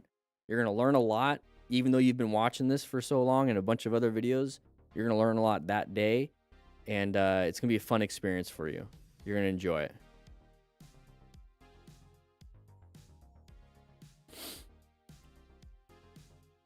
Checking the continuity of the... Okay, you guys are talking about an ECU in the chat. Good. I love how you guys are just helping each other out. I love it. It's almost like a forum in here. This is great. Yeah, bees suck. All right, guys, we're going to jump into this next video. Let's just jump right into it. All right, I can't do it just yet. I haven't hit the record button. 3, 2, 1. What is up, everybody? DanDanTheFireman here. We're going to be watching these Motostars videos and figuring out how they crashed, those close calls. We're going to be watching these Motostars videos and see how they, like, all the crashes, and we're trying to figure out how it happened, what happened, so we don't do it ourselves. This is a purely educational thing. If you just want to watch this without my commentary, please go to Motostars. But we're going to be focusing on the training principles that we have here. So I want to make you guys better riders. It's really important to learn from the others' mistakes, and I hope you find this episode helpful. Yes, so that's true. And ride safe. Okay, taking a look. Oh, crashed into the side. Now, why do you guys think he crashed into the side of the wall? Let's take a look at what happened prior to that. So this is a sharp right turn. That's what the chevrons indicate on the wall right there. Not much of a shoulder at all outside of on the left side. And we're going to come up to here. So now it whitened up. So it's probably more of a decreasing radius. So it was doing something along like this. And then it kind of curved in a little bit more sharply that we couldn't see. Couldn't see because of the wall. So we're going a little too fast for this. What this was. So what we can do is roll up the throttle. Maybe straighten up the bike just a tiny bit while we're doing progressive braking. And now at a slower speed, we take the turn after that. But we went a little too wide. And then we crashed into the wall. Now this is why we wear gear as a smart rider. We're going to acquire and use personal protective equipment just in case mistakes happen. They don't become life-altering mistakes. They become learning mistakes. Well, even life-altering, you have to learn new things. But hopefully we can continue riding after something like this. Just have to get a new bike or fix it up, and hopefully we don't have to get new parts on our body. So we're coming up to here. Oh, geez. Yeah, you are. We hit something. Ooh, bike stabilized, and we stayed on. Very good. What did we hit, though? Oh, it's one of those, like, elevated intersection type things. You guys know what I'm talking about. So right there, see the difference in the color of the road? It's probably just a little bit of a bump. So we're speeding through here. I'm in danger. Yeah, you are. And we got a little speed wobbles, but it stabilized. Very nice. Got lucky. Slow it down a little bit. Oh, please wear some gear. Please don't be the one that crashes. So it's a red light. We're going to turn right. Oh. How'd they get behind? Well, it's a red light. We have to stop. So in this situation, kind of stay side by side. Don't try to get right behind, because then you just removed your total stopping distance and your space cushion. Just kind of take the turn, one of us and then go, or we both go, something like that. Because we have to stop. It's a red light for us because the traffic's moving. There's the impact. Oh, geez. So at this... you're kind of in a vulnerable spot, yelling with somebody that's standing on their 2 feet and you're having to straddle a bike and balance it with your girlfriend on the back. You're not in a good spot. The bald guy tried to cut his way so he could not pass him on the right. My friend called him stupid and passed him on the right, and the bald guy started yelling at him from the car and criticizing him. The bald guy said he's rude and that he's going to slap him. My friend told him to go ahead and hit him and that he'd call the police. Don't tell us. If somebody's like, I'm going to shoot you or I'm going to hit you or I'm going to do something, don't be like, go ahead and do it. You don't have to, you just don't have to say anything.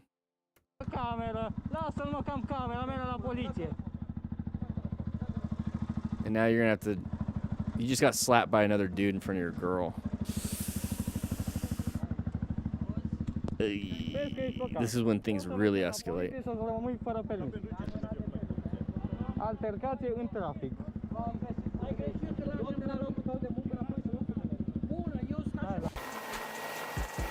Ah, my ears. All right, here we go. So we have the view on the top. Should have taken it much slower to let the other rider get a feel for the road. The rider was trying to keep up, but ultimately couldn't handle one of the turns. Okay, so it's trying to keep up, or is someone behind us trying to keep up? Oh, no, we were trying to keep up, and we went off the road. So, guys, this is why we talk to our buddies and tell them on our cardos, link in the description for 10% off. Slow it down, or I'll meet you at the next stop, and you just ride your own ride. Because we don't want to put ourselves in a position where the risk of trying to keep up, the higher speed, is outpacing our skill set. We always want to, and I treat this, and this is kind of like live streams are based on kind of like just how I explain things here, and I'm having fun with it, is that whenever you're like working out, you don't just like load up and do PRs every single day. Okay, the goal is progressive overload to your muscles, your nervous system, your tendons, your muscles. All that stuff can grow, and how you grow is through rest. So you always do sub-maximal training. So let's say you're only doing 80% of like your training max, or maybe 75% that day. And then every now and then you max out. And for me, maxing out on a bike would be going to a track, right? So when I'm out here riding like this, I know my skill level. Let's say it's 100%, whatever it is. My 100% is different than your 100%. Well, I'm on this right here, and I'm riding. I'm only going to push 80%. That's it. I'm keeping this last 20% for emergencies, just in case something happens where there's like a road surface hazard, a car pulling out, whatever it is. I only use that last 20%, my max skill level, to get myself out of danger, and I get back down to 80%. And that 80% could be lower speeds. It could be not trying to keep up with buddies, whatever those things is. So it's sub-maximal riding. Doesn't sound very fun, but it is, because I'm not crashing. So just treat it just like your workouts, because if you PR every single time, you're going to break something. It might work for like 8, 12, whatever weeks, but at some point, you're going to get an injury. And just like with motorcycle riding, at some point, if you keep pushing your 100% every single time, you're going to have a crash. So ride below your total skill level, leave that 20% as that emergency, like skill situation. Only you know what your 100% is and what your 80% is. Only you know that. And you can continue increasing your level of skill with more training that you have. So my 80% might be higher than a lot of people's 80%, or it could be lower, whatever it is. But you all find it. Just like if you have a workout partner. Hey, I squat 315. That's my 80%. Well, somebody's like, well, my 80% is only 135. You're not going to have your buddy that can only do 80%, 135, do 315. It's going to hurt him. So you guys work within what you have. Your 80% is different than somebody else's. That's why group rides are kind of dangerous, because nobody really communicates that, and nobody's humble enough. Nobody's talking about it. And at the same time, it's like, you do your 315. Hey, you go ahead and speed. I'm going to do my 135, and I'm going to not speed, and we'll just kind of like hang out together.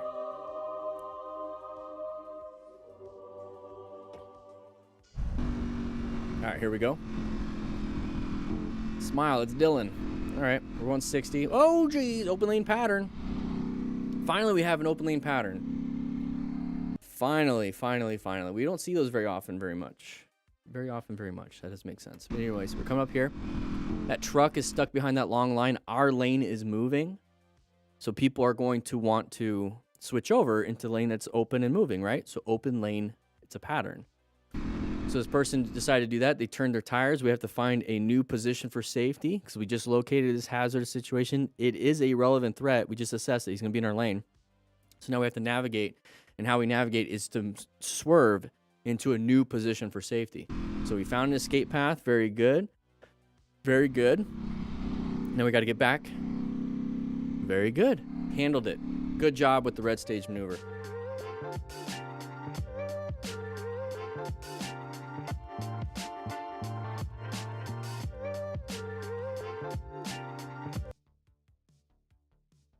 So his bike is turned sideways. Oh, backed up. Knocked the bike.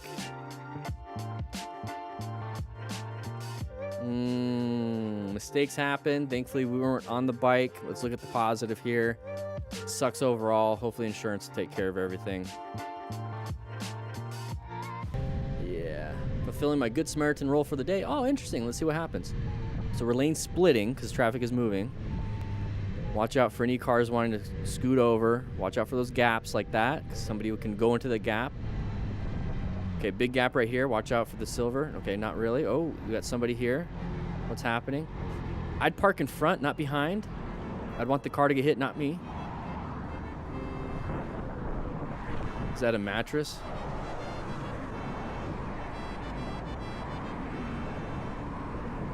Very good. I don't really do that because like I'm usually with a bunch of other people and I don't want them to get hit. The honks are nice honks. Good job. Now there's gonna be like a constant slowdown in that area for the next 4 hours. It sucks.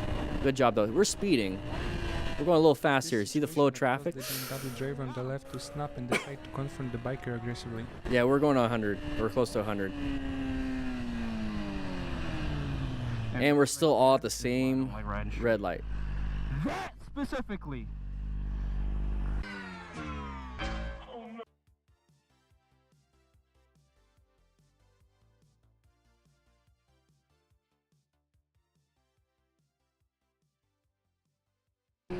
Moving on.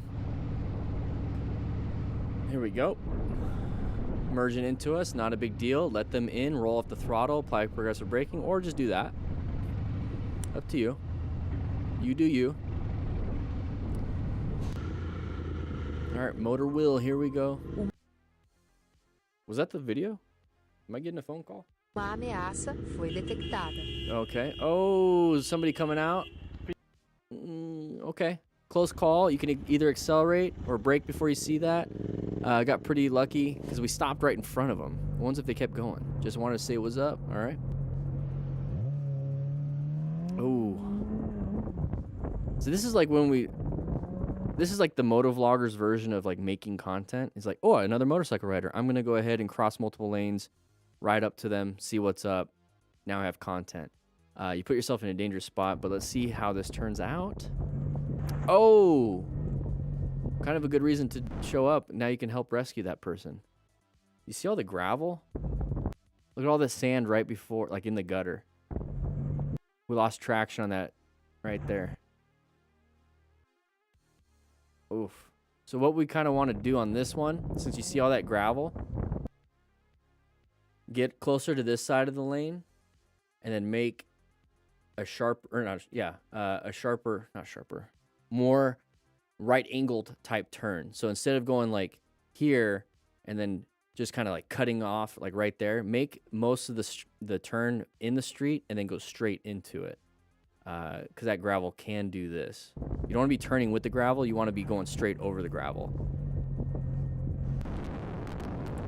Okay, we're on a track. We're pushing the limits. This is where we max out, right? This is where we do our 100% skill level. Because if something happens, look at the runoff. We got full leathers, EMS on standby. No cross traffic. Road surface is pretty good. At that speed, overtaking that spot was quite risky. Fortunately, the bikers had plenty of time to spot the driver and then react accordingly. Okay, we're going to react accordingly. Here we go. We're going to go around a sharp turn. Not really. It's a turn. Somebody's going to pass us. Uh-oh, side of the vehicle. Found the escape. Good job. Don't speed so much. It wouldn't have been it wouldn't have been a difficult swerve. It would have just been an easy, probably progressive braking, straighten the bike, get behind them, or finding that escape path at a slower speed. A little bit easier to do, but good job on them. Car almost ran me over. Oh, good job finding a new position for safety. So very good. So we're going through here. Okay, we're going to talk about plan. We're going through here. We're in a good position. We're locating hazardous situations. Turns are hazardous. We're assessing if it's a threat. Not really. We can handle it, right? Our skill level. So we don't really have to navigate. We just got to keep maintaining a good position for safety. We see right here. Oh, okay. So plan method once again. Position for safety. Are we in a good position? Not really. The car's right there. We're locating a hazardous situation. Yes, it's a hazardous. Relevant threat. Yes. Navigate active threat. We got to. So how do we navigate? We move ourselves into a new position for safety, which is right here. We moved over to the right. Handled it. Get back in. And now we blew up. No. Now we need to get, when we're looking ahead, do the plan again. We have to continuously look for hazardous situations, relevant threats. And if they are relevant and they are going to be active, we have to navigate it. New position, new position, new position. Assess, locate.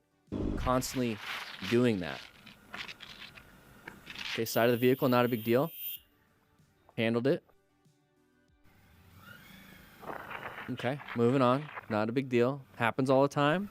Let them in. We don't really need to escalate anything. Use your eyes. Use your eyes.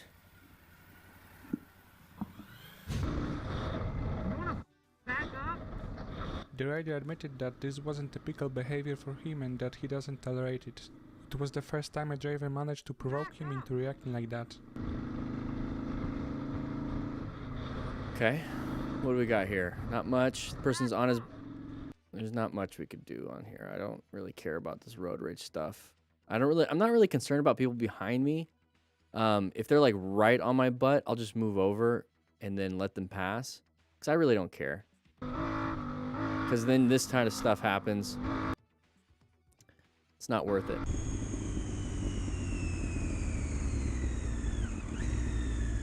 Okay, pick a lane, mate.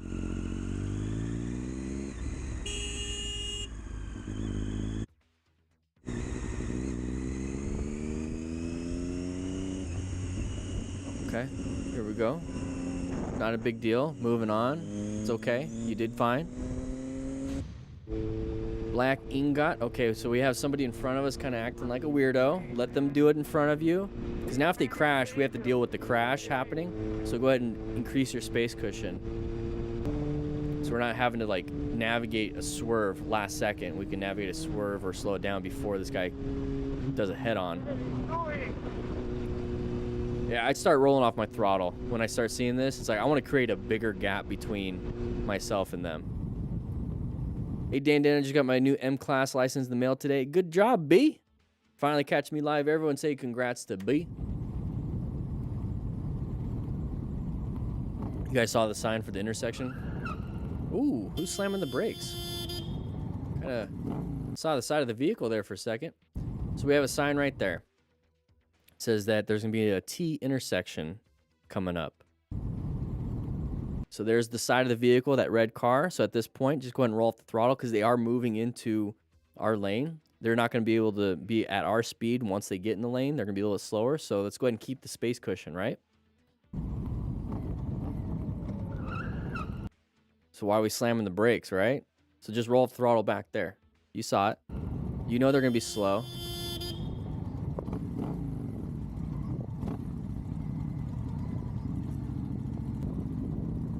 we got here? Something else? We have a sharp right turn with an intersection coming up. Looks like they're going to want to turn right. Not really. They're just being, their undertaking, not very good. But I can see why. I wouldn't do that. I know this guy was turning left. They wanted to go straight. They recognized it. They did it. If I was in the car, I wouldn't have done that. Just wait. Whatever. Okay, this person's backing in or doing a 20-point turn. Oh, whoa. Are we on an e-bike? Sounds like we're on an e-bike. No, it's a electric bike maybe.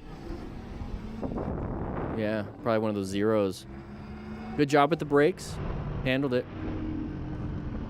Okay, watch out, open. Oh, geez. Either accelerate, did a great swerve, got himself out of there. Not a big deal. We're going to go on with our day. No, we're not going to stop. Just go on with your day.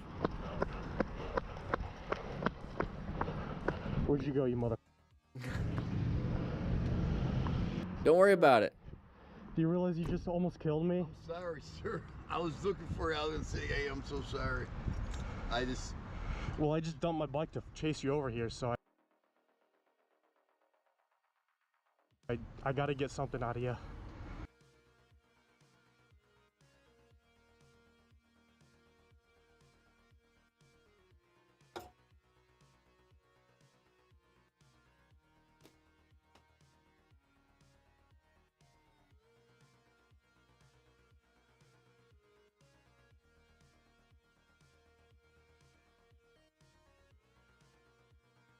Got to get something out of you. You got an apology. I don't even want to see the rest of this. Wait a second. You going to work at Kroger's? Yes. I think probably see you in there. I go in there almost every day. I said, I'm so sorry. Good for me. I live right down on Wheeling. Yeah, let's...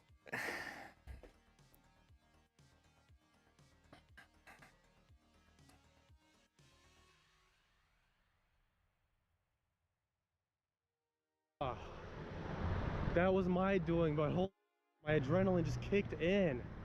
The engine's still running.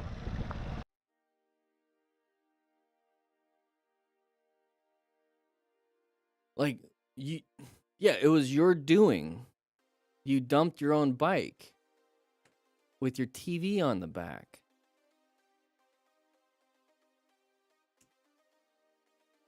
That's what I was saying. Just like move on with your day.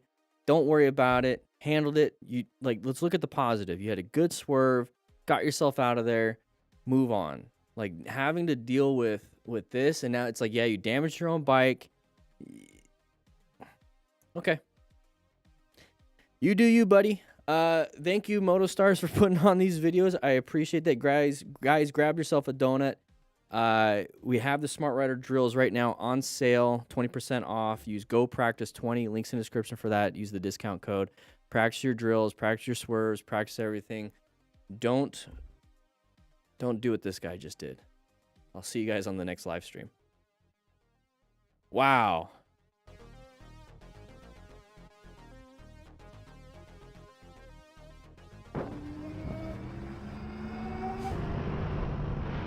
So we were checking our phone.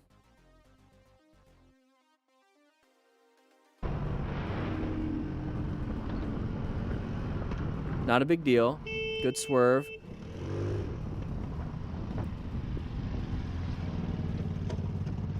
Why don't you put your side stand down? Or pull into the parking lot. Looks like he's going to like the VA. Where'd you go, you mother? Sir. So sorry. Well, I just dumped my bike to chase you over here, so I got to get something out of you. I said I'm sorry. I don't know what to tell you. Okay, you can say you're sorry, but... Bro, I'm about to pass out right now. I've never had that close of a call. I'm so sorry. I really am sorry. I was worried about coming to see my brother and all. He's in the hospital. And I get that, you know. I wish him well, but like, could I at least just get your ID, man? It's not like I'm gonna make a police report, but I gotta get... Yeah, here, my...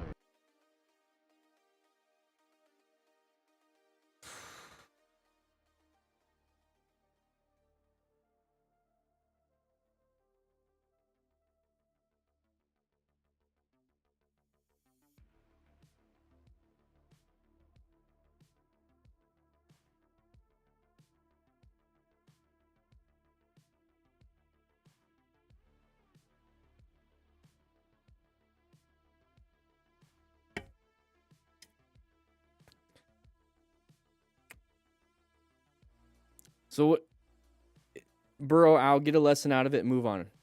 Like, yeah, for him, right? So let's go ahead and play around with this a little bit, right? I like having these little fun games and perspective shifts here.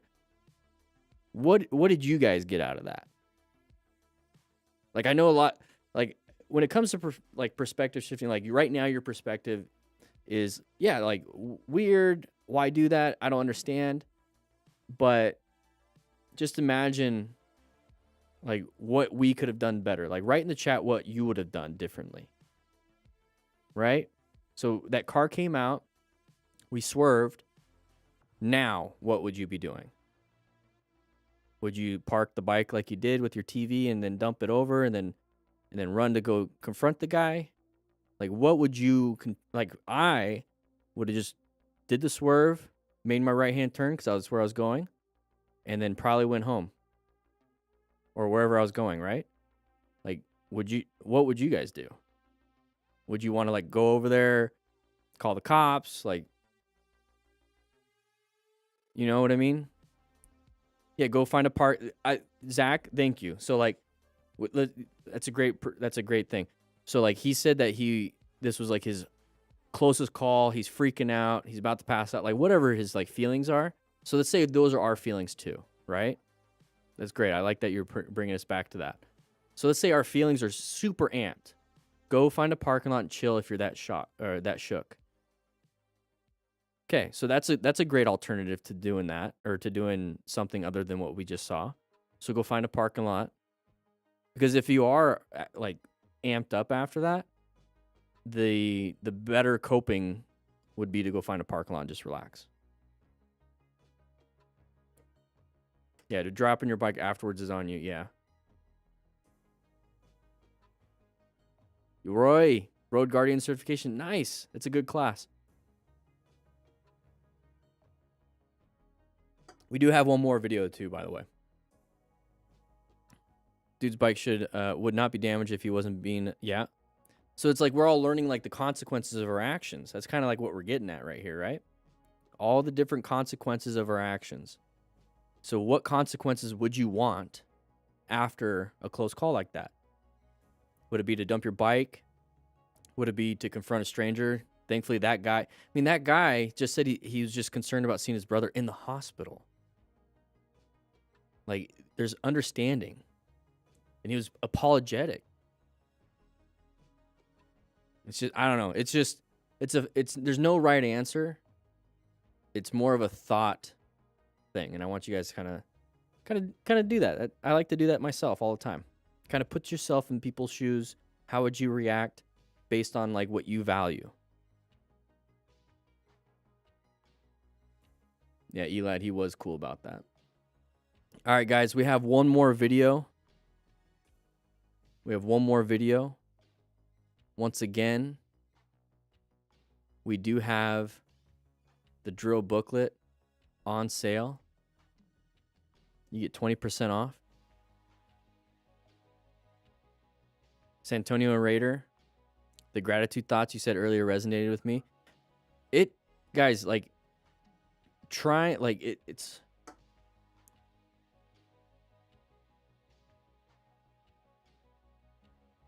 It's really difficult.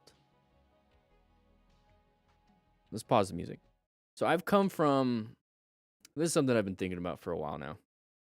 I've come from a household, and basically like the first 30 years of my life, 35 years of my life. I don't really count the first like 5 years, whatever, 'cause you're still learning.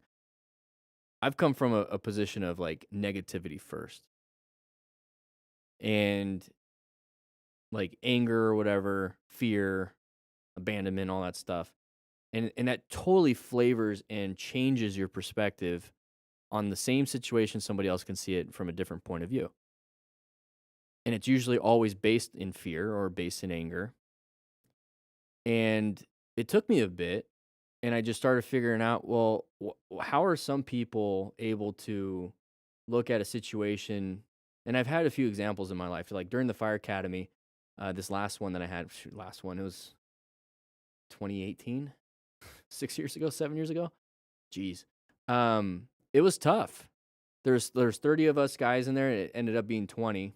But like the PT sessions were tough. I tore both ACLs and still managed to finish through all the pain and instability in my knees. But it was tough. And like I had this mindset of like, this sucks. And there's this one guy,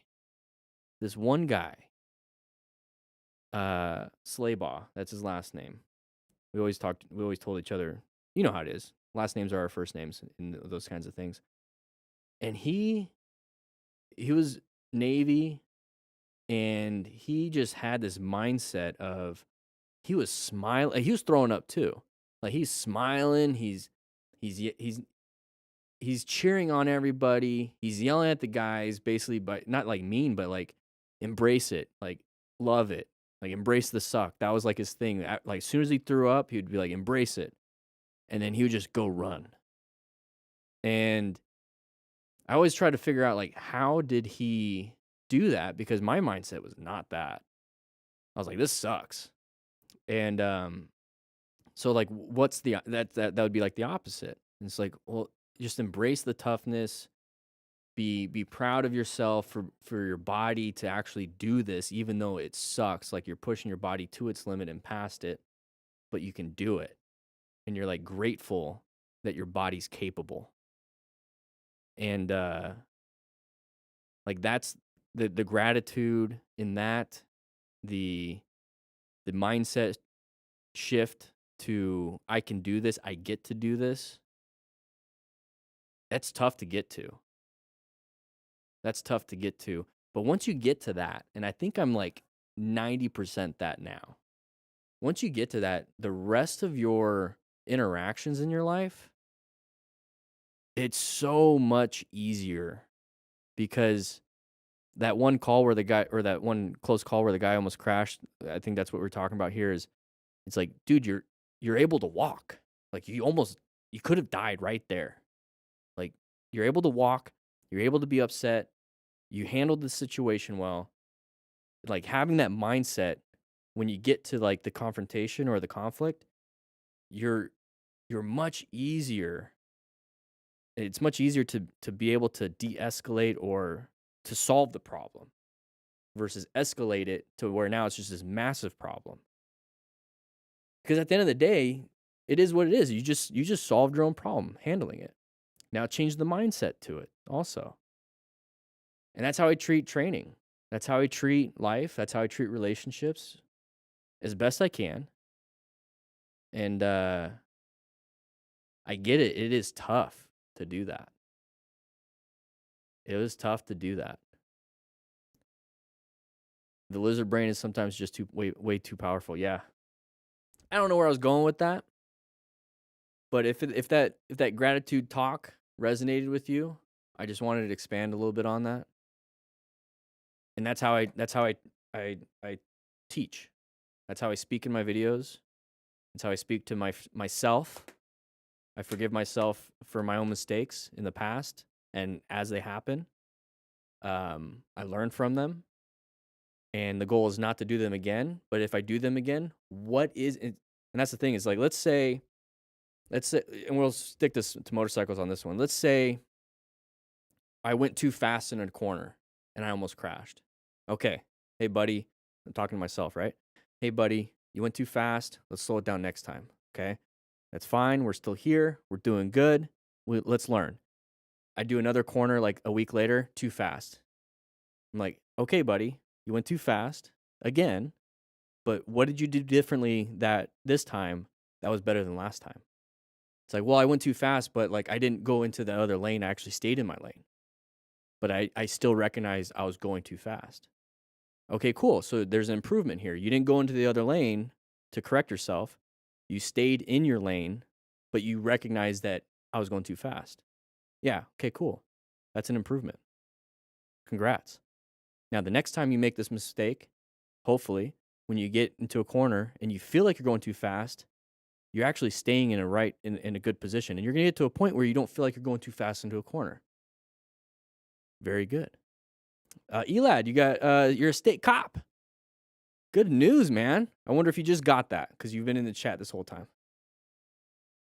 Thank you, Elad.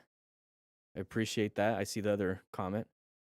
But that's kind of how I look at things. Same thing with relationships. Same thing with my own personal mistakes. Same thing with mistakes for other people. So as a coach, it's like, hey, you stalled when you're trying to do slow speed stuff. What could you do differently? Well, I could do friction zone, blah, blah. Okay, cool, try it. And then they don't stall the next one, but it's a little choppy. Hey, improvement. The next time they do it, hey, you did it. Like you're smooth on that. Very good. The next time they do it, they stall. Hey, that's fine. But look at the success you've had. Let's try that again. And you just constantly do that until you get to a point where you're not having to say anything. So, anyways, we're going to get into this one. We're 2 hours into the live stream. That's probably why. 1 second.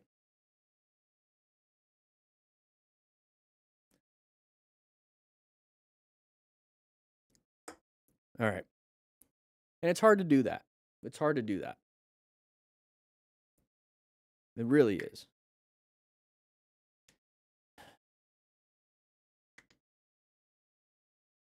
All right, guys, we're going to get into this next one.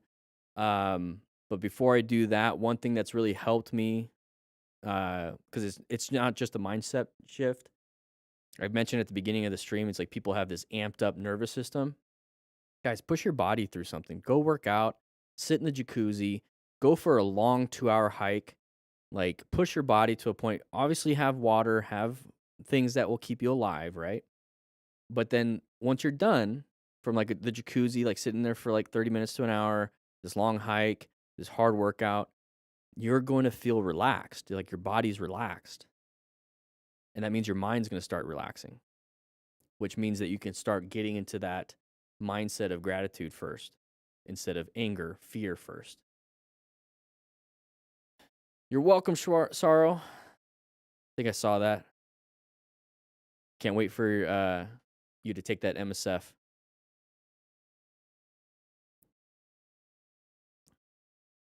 Fasting is a good way to bring out your weaknesses and deal with them directly. Yeah. Like you have to go through some pain sometimes and some difficulty to realize what you're capable of. And then you can realize everything else that's happening, like somebody like pulling out in front of you. That's nothing. That's nothing. It's like I did an 8-mile hike in the heat and I pushed myself and like that was harder than having to deal with this. And it's like, whatever, not a big deal. Like do hard things on your own, challenge yourself so that the rest of the life that you're dealing with is not a big deal unless it's an actual emergency. Then you're like, okay, cool. I'm capable of doing it. All right, guys, we're going to get into this one. I keep talking about mental health and everything, which is fun. I love doing it. But we have one more video to do. I got to do some editing. Got to go home, do some stuff, and I'm going to be heading into town. So here we go. 3, 2, 1. What is up, everybody? Dan the Fireman here. We're going to be watching some... Ooh, that's an idiot. We're going to be watching some stuff, and so we're going to figure out what happened, how it happened, so we don't do it ourselves. We're going to learn from mistakes, and then learn from successes also, because we're trying to learn how to ride, so this is purely educational. If you want to watch just it by itself, go to Motostars. Oh, a little speed wobble. Did we hit something in the road? Please stay up. Good. The bike wants to stabilize. Handled it. Hopefully we didn't hit anything, so thankfully we found escapes. Was able to navigate through it. So not much you can do in those situations outside of rolling off the throttle, hopefully slowing it down, but you're kind of left to circumstance at this point. So what did we hit? I hope these situations will be a good lesson for you as well as a warning. So we're speeding up really fast. Probably hit a small bump. You see how fast is the acceleration, so accelerate a little bit slower than that. You can still accelerate. There's no reason to go 100 because look at the flow of traffic. We're passing everybody. So just get to the flow of traffic. So at this point, you're just holding on for dear life and hoping that nothing happened.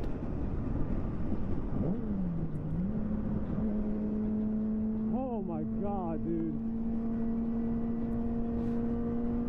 All right, here we go. Getting through here. Interesting music. It's probably kilometers per hour because we're going with the flow of traffic at 120. Oh, blowout. Those things are bad when they hit something. So good job positioning for safety. So what we talk about here is the plan method. This is what I designed myself. Is based on like the OODA loop and a few other things kind of combined into something more motorcycle specific from all the years of riding. Let's go and bring it back up. It's going to disappear. Here we go. So position for safety, we're looking for escape paths. We want good space cushions, and we want good line of sight. Right now, we're doing pretty good. Good space cushion, line of sight past the car. We can see on the left side, space cushions to the left and right. Pretty good, pretty good, pretty good, right? So let's bring this back up. So we're going to constantly locate for hazardous situations. We're going to assess if there's any relevant threats and navigating the active ones. So hazardous situations are going to be intersections, corners, open lane patterns, sides of the vehicle patterns, people wanting to merge, and then something like this where it's just an emergency where something blew up, right? We're going to assess if any of those are relevant threats because sometimes people are just parked waiting to turn, but they're not going to turn in front of you. So it's not a threat because they haven't done it yet. Once they do it, though, it's an active threat. Let's bring that back up. And so now we have to put ourselves in a brand new position for safety. So we either have to swerve, accelerate out of the situation, we have to decelerate by engine braking or progressive braking. We have to do something. We have to maneuver ourselves into a new position, and we do that by finding escape paths, okay? So right now we're kind of like in the middle-ish of the lane. We're in the middle-ish of the lane. No, we're in the middle now. So the tire blew out. So we were in a position for safety. We located this hazardous situation. It is a relevant threat because some tire stuff can come hit us in the head, hit our bike, cause us to dump the bike. So we have to navigate this active threat. We can't do much. We can't accelerate into the car. We could decelerate, but I don't know if there's anybody behind us. But we are going to decelerate anyways because we're going 120. You'll see the new speed. And so what we're doing is we're moving over to the left side. So we're finding an escape as best we can to give ourselves a space cushion from all this debris. So we slowed down because we were going 100. We slowed down half our speed. He downshifted too because we were in 6th gear. Now we're in 4th. And he's telling everyone to slow down and watch out. So at this point, we're looking for any road debris that we could hit. We're going to go ahead and keep positioning and escaping into different positions so that we don't hit anything. So he's navigating active stuff. Oh, and he has a passenger. So he even did it with a passenger. That was very good. So that's what we're doing when it comes to the plan method. That was for a tire blowout. We're going to do the plan method for any other situations we have here. So we're looking for those escapes. We're locating hazardous situations.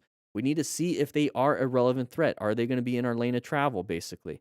And we have to navigate these things. And you're constantly doing that while you're on the bike. You're constantly rotating.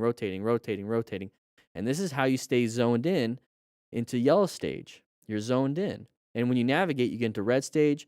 But when you see a hazard situation, you're orange stage. That's why on the plan method, it's color-coded like that. This is something that during the MTC Rider Academy, the new course that I'm building, just filmed friction zone braking and slow speed maneuvers. And so I'm building it out right now. This is what I'm going to be teaching there. So stay tuned, keep watching, subscribe. You're going to get an announcement. My best guess and my goal is by the end of the year, it's complete. So January 1st, we're going to get it launched. Tell me how that wasn't intentional. Okay. So they're all blocking the oh, that kind of was. I feel like that was intentional.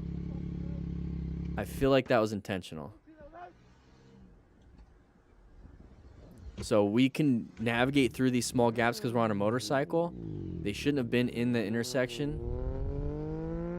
That seems like it was intentional. Normally, if we're in a car, we'd have to wait. Because there's that small gap. Excuse me. Why would the car want to go into a small gap? At the same time, maybe they're wanting to do like a U-turn to get themselves out of there. Because look at the tire rotation. Right? So maybe they couldn't have been, maybe they weren't paying attention. Maybe it was intentional. Who knows, right? Because it looks like they might have been trying to do a U-turn to get out. They just didn't see us. So there's always different reasons why. But he did hit you. So his mistake caused pain and damage to you or the bike.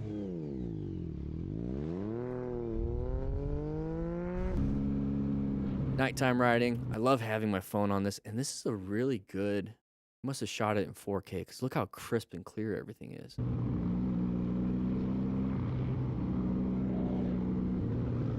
Oh, wasn't paying attention. Was looking. Impacted our buddy. Why'd they stop? Oh, we ran a red. Ooh. So if you're gonna run a red, at this point, get out of the intersection. Just run it. Just run it. Get yourself out of there. Terrible situation. Should have been paying attention. Not a big deal. Hopefully you guys can talk to each other. This rider is no Oh, stranger to the jeez. ups and downs of group riding. Whoa.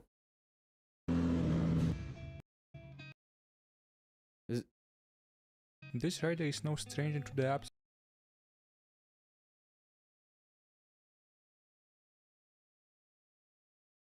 I thought it was like a bug.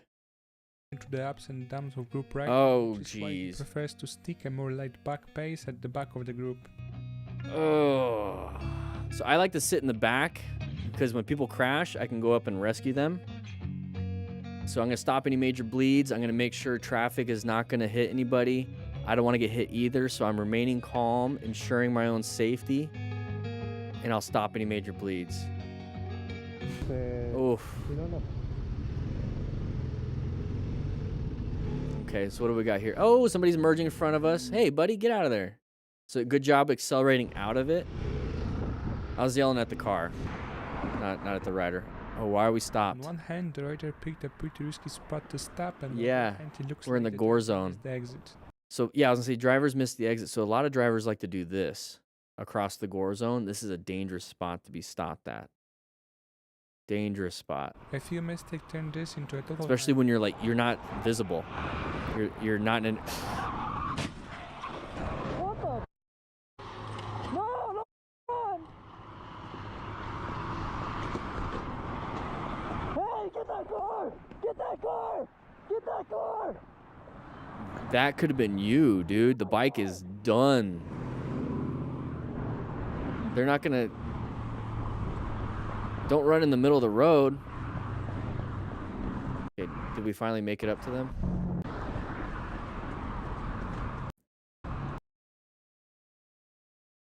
Yeah, it looks like they stopped. Because there's going to be a lot of damage to that car. Let's just see real quick. So good job escaping that. This into a total nightmare. Because you're standing next to the bike. You had to jump out of the way.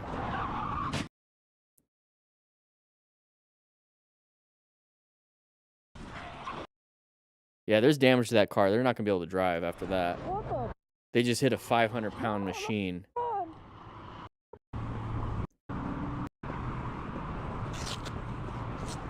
Yeah, that was a bad spot to stop in. And that person shouldn't have been doing that too. Person shouldn't have went through the gore zone like that. Versus cyclist. Uh-oh. Don't tell me you're going to hit them. Oh, they're turning. Swerve, swerve, swerve, swerve. Cyclists should have been paying attention. That's kind of their fault. But yeah, stop to help if you did hit them. It is what it is. All right, we're coming up here, side of the vehicle, so plan your right. Ooh, ooh. Here we have a situation where the biker was really lucky to come out of this without. Look at the any side complications. airbags. His head hit that rear window and smashed it. Oh, there's the back pain. We have a concussion easy on that one.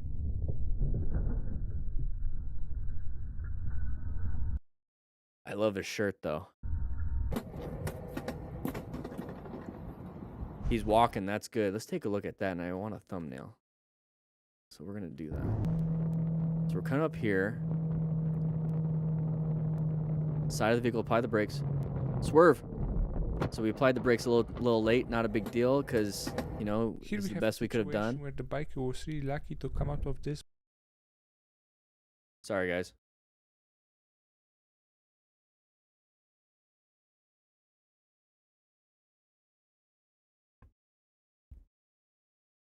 Yeah, but see the side airbags deployment? So his shoulder went in. Ooh. So I actually had a call. Wait, no, I didn't have a call. I had a... Yeah. Jeez, it's been so long. So right here, I've made a no, my captain had a call and he explained it. So we had a call with he had a call with a motorcyclist T-boning a car just like this. And he had a 3/4 helmet. This is one of the last times I wore my 3/4 helmet when I'm riding, because I kept hearing about these calls and I've seen a few of them. And so there's no protection on the face. And so this exact same thing happened. T-boned a car. The cyclist went up and over. See the chin bar hitting the top frame right there? That's part of the roll cage. It's not going to collapse. unless it's like bad damage. And so he smashed his face, and like Predator just kind of like opened up his maxilla and his jaw and everything, just opened it all up because he smashed into that. So that chin bar right there is protecting him like big time. It could have been a lot worse. Completely protecting him right there, because that would have been a crushed jaw, split open, not breathing. This without any and then his shoulder going into the mirror, or not the mirror, but the window. So we have shoulder pain, because that's a lot of damage. Maybe ankle right there, but definitely back, tailbone maybe. Super lucky that he's able to walk away from this. Super lucky.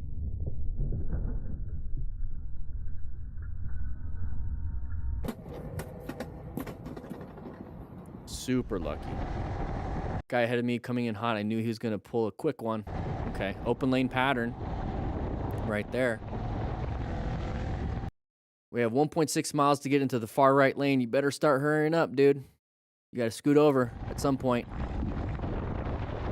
I like to get into the exit lane when it's about 2 miles away and just kind of chill in the exit lane, so I'm not having to rush around all these people in the last second. Oh, pay attention. Yeah, we're accelerating. So we get distracted by that car swerving out in front of us, handled it, but then we accelerated and almost ran into the back of a truck. Lamborghini reckless driver brake checks. Oh, jeez. Maybe he couldn't see it. Couldn't see the rider. I don't know. Oh, that was aggressive. Just don't deal with those types of people. Ooh. Just leave him alone. Leave him alone. He's probably pissed that he's paying a mortgage on his car. Oh, that's a lot of damage to that Lamborghini. That was not smart of him to do that. Yeah, that Lambo with this video is not going to get a good insurance claim. All right. Watch out for those old grandparents in their cars. Okay. They're going to pull out right there, side of the vehicle. There it is. Ooh, a little bit of a panic. So you start to see it, like you can see it kind of sneaking out. So just like that rider in front, we're off to the left. Let's move ourselves off to the left, just like that. Because then we apply the brakes. Uh-oh. Thankfully, they stopped. Because that's a close call. So go ahead and move yourself off a little bit more. Give yourself a space.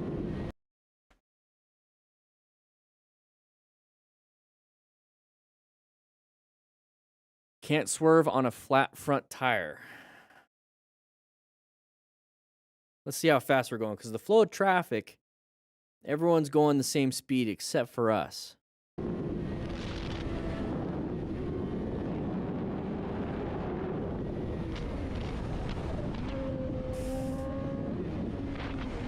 And we got a flat, so now we're going to try to make a turn on a flat front tire.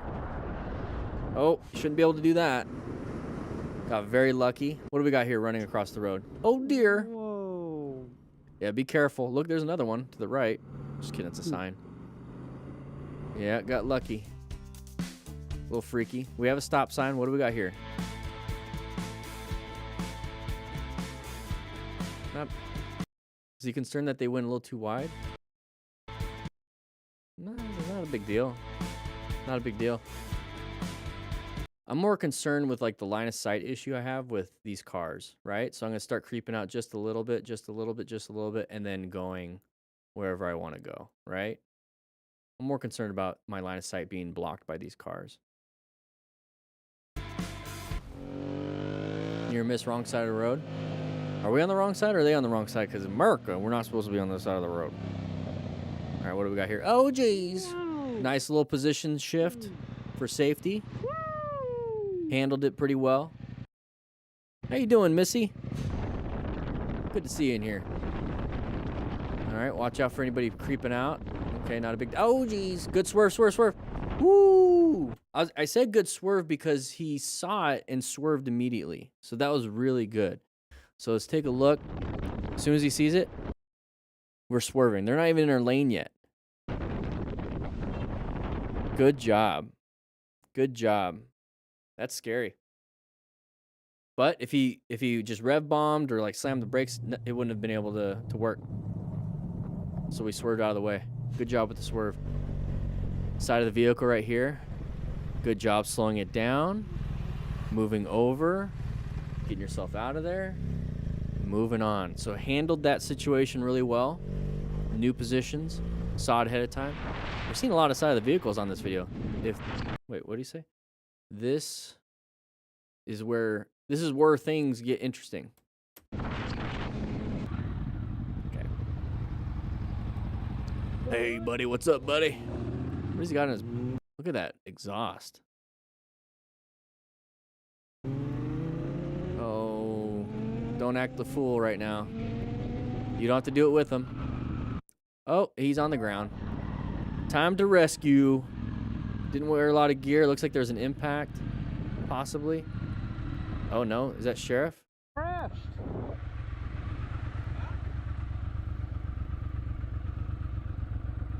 Police are already on scene. That's good. Nice cowboy boots. I got some Cody James boots. My first pair of boots. I really like them. They're comfy. No idea who that guy was. I said I had no idea who that guy was. He lane split between me, and then he took off. Did he? He's coming over to Bethlehem, man. Did he dump the bike and run off? See, yeah, he was doing about 80, 90 miles an hour coming through town. I made a U-turn. I was able to catch up. Turn the lights. He pulls over because there's heavy traffic. I got it on camera. I'm like telling him, slow down, man, slow down. You know, slow down. Turn it off. Turn it off. He's like, and he starts the bike back up. So I just start pulling over, and then I bumped him with my tire. He took off running? The bike and he took off running. Oh, geez, he took off running. Registered. Well, it's probably stolen. Oh, that too. Yeah, look at it. Yeah, some Ariats. Yeah, it was either Ariat or Cody James, and I decided to go with the Cody James. They just felt better, fit better for me. I like them. Nice, yeah, Dennis. Yeah. All right, here we go. Nice little left turn. Handled it very well. The side of the vehicle right there. What do we got? Good job slowing it down. No rev bomb? Nice. No rev bomb. Moving on. Handled it. You kidding me? Yeah, a little bit. All right, here we go. Getting through here. Line of sight. Now we can see. Watch out, anybody coming out. Oh, there's the tires turned. Okay, you're going to have to little blip the throttle, accelerate out of there real quick. Hello. Hello. Yeah, just a little blip of the throttle. Get yourself out of there. Hello. Yeah, watch out for those tires that are turned. All right, what do we got here? We have an intersection coming up. Yep. So watch out for anybody acting dum-dums. Okay, we're moving through. Okay, what do we got here? Somebody merging into our lane, not a big deal. Let them have it. Roll off the throttle, downshift. Take this as an opportunity to do that. He's already in first, okay. Keep your space cushion. There you go. Get yourself out of there. Side of the vehicle. Oh, geez. They couldn't see you. They saw the car turn. They didn't see you. So be careful. This music. You think the car is going to merge into us? There it is. Okay. Get into a different lane. There you go. Nice head check. Moving on out of here. Okay, they're going to do it again.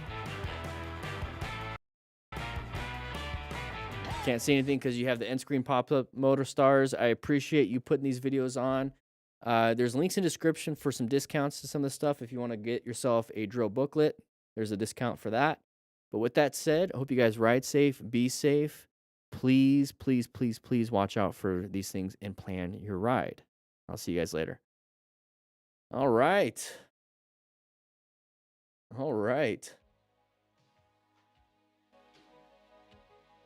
Do one more for me because I was late. I just did 4, though. I did 4. You missed out. Sorry. We're running out of Motostars videos, actually. We're almost caught up. This is October 16th. This was last week.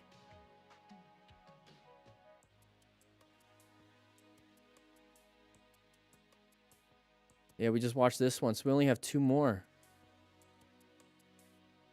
I got to save them for next week. It seems like there's less and less crash videos. You know what I mean? There's like less and less. I keep saying it's like I'm hoping what I'm saying and doing is preventing crashes and close calls. So then there's less for reviews, or people aren't posting it anymore. I don't know. Or maybe the algorithm's not helping out, but he's getting, okay. So they used to get like 500,000 views all the time. So maybe they're not being pushed out. Interesting. Yeah, like 1.4 million, 631, 412, 168, 101, 198. So like last year, okay, 65. Like 1.3 million, 1.1, 110. And now they're, in the last 2 months, less than 100,000 each time. Except for this one. Yeah, I wonder if the algorithm's not doing it. Thanks, Missy. I appreciate that. I did see your video. You sent it to me on Instagram. You did a good job. Awesome, Dennis. But guys, I got to get going. I'm going to edit these videos, and then there's going to be two this week that are going up, and then I'm saving the other 2 that I just did for the next week, so I can be a little bit of ahead, so that if I do take a break because they're going to run out of Motostars videos, I can like wait. But I did 4. I didn't have any videos last week. That's fine. But I'm going to be focusing on the Academy. I just filmed. If you're on Instagram, you can see my Instagram stories. So let me show you. See if it's still up, because it was just yesterday. Oh, it's not up yesterday. I did see. I went on my walk. There was a danger noodle, little snake. But I did post yesterday. Like I did. I went out into the parking lot and practiced. I have the picture. I'll just show you the picture, since it's no longer.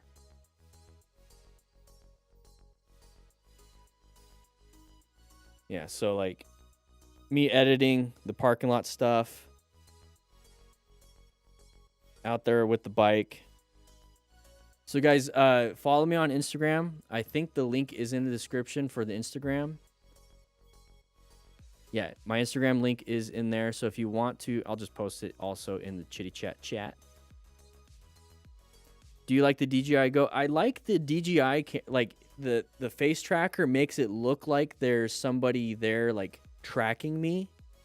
But when the face tracker, like yesterday when I got to doing it, sometimes the face tracker, since I have the helmet on and I'm a little bit further distance, it loses tracking. And so then I had to like get off the bike, redo it while it's still filming, and then like the editing's gonna make it look like I'm not doing that. But it's difficult. So I see there's some good use cases for it, especially if like in the studio I'm not far away, or I'm doing something I'm not far away. It works really well. I'd really like it if I could have somebody help me do that, and I do have some people in my life that I could, will pay and be a part of the situation and be doing that. But I do like it. Like it's nice. Like I don't have to stay within the frame. It does follow me. It's really cool. And I do have the new Insta360. And I could do that because then I can just track myself in editing. But the DJI, the one I have, it shoots amazing quality. And so it's kind of like a quality versus like ease of use type thing, but it's a good blend. I really like it. I do have a newer GoPro, but I have like the Insta360's version of the action cam. I don't even know the names anymore. What's the new one? I like it. I have the Insta360, like the new one, the 360 camera, the new one. I have the DJI like Pocket, Osmo Pocket 2. Works great. The last like 2 or 3 GoPros, the batteries just don't last. They just don't last. And like I try to record for 30 minutes and like they'll last for 20, 25. So it sucks. And so I just went with something else. And then I had my DSLR out there too. So that worked out great.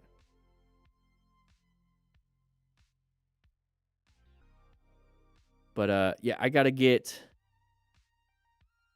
Are helmet sound systems worth it? Yeah, definitely. Cardo Pack Talk Pro. I use the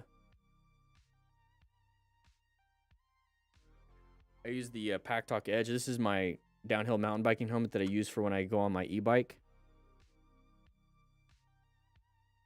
I love it. Works great, worth it. I can listen to music, listen to directions, talk to my friends. And by friends, I have one. It's not a big deal, but whatever. How's the Cardo mount attached to the helmet? So this is a sticky. It's a 3M tape. It does come with like something that you can like hook into the bottom. You could, but this one's a sticky 3M tape. So this is the dock. It stays there, and it's robust. You have to like rip it off or get into a crash for it to fall off, like a bad one. So that stays. But then the Pack Talk Edge and the Pros. I use my head as the contrast. It's just a magnet. So like I have like a bunch, like I have a bunch of helmets. So then I have like a bunch of these on all the different helmets. And I do have a bunch of these too, but the one I use that's connected to my phone, I just take it from one helmet to the next, one helmet to the next. I just do that. So it's like I have another helmet. I'll put it on that helmet. Okay, cool. And I'm going to use this helmet. And I'm going to put it on this helmet. It's pretty fun. Oh, geez. And it's robust. There you go.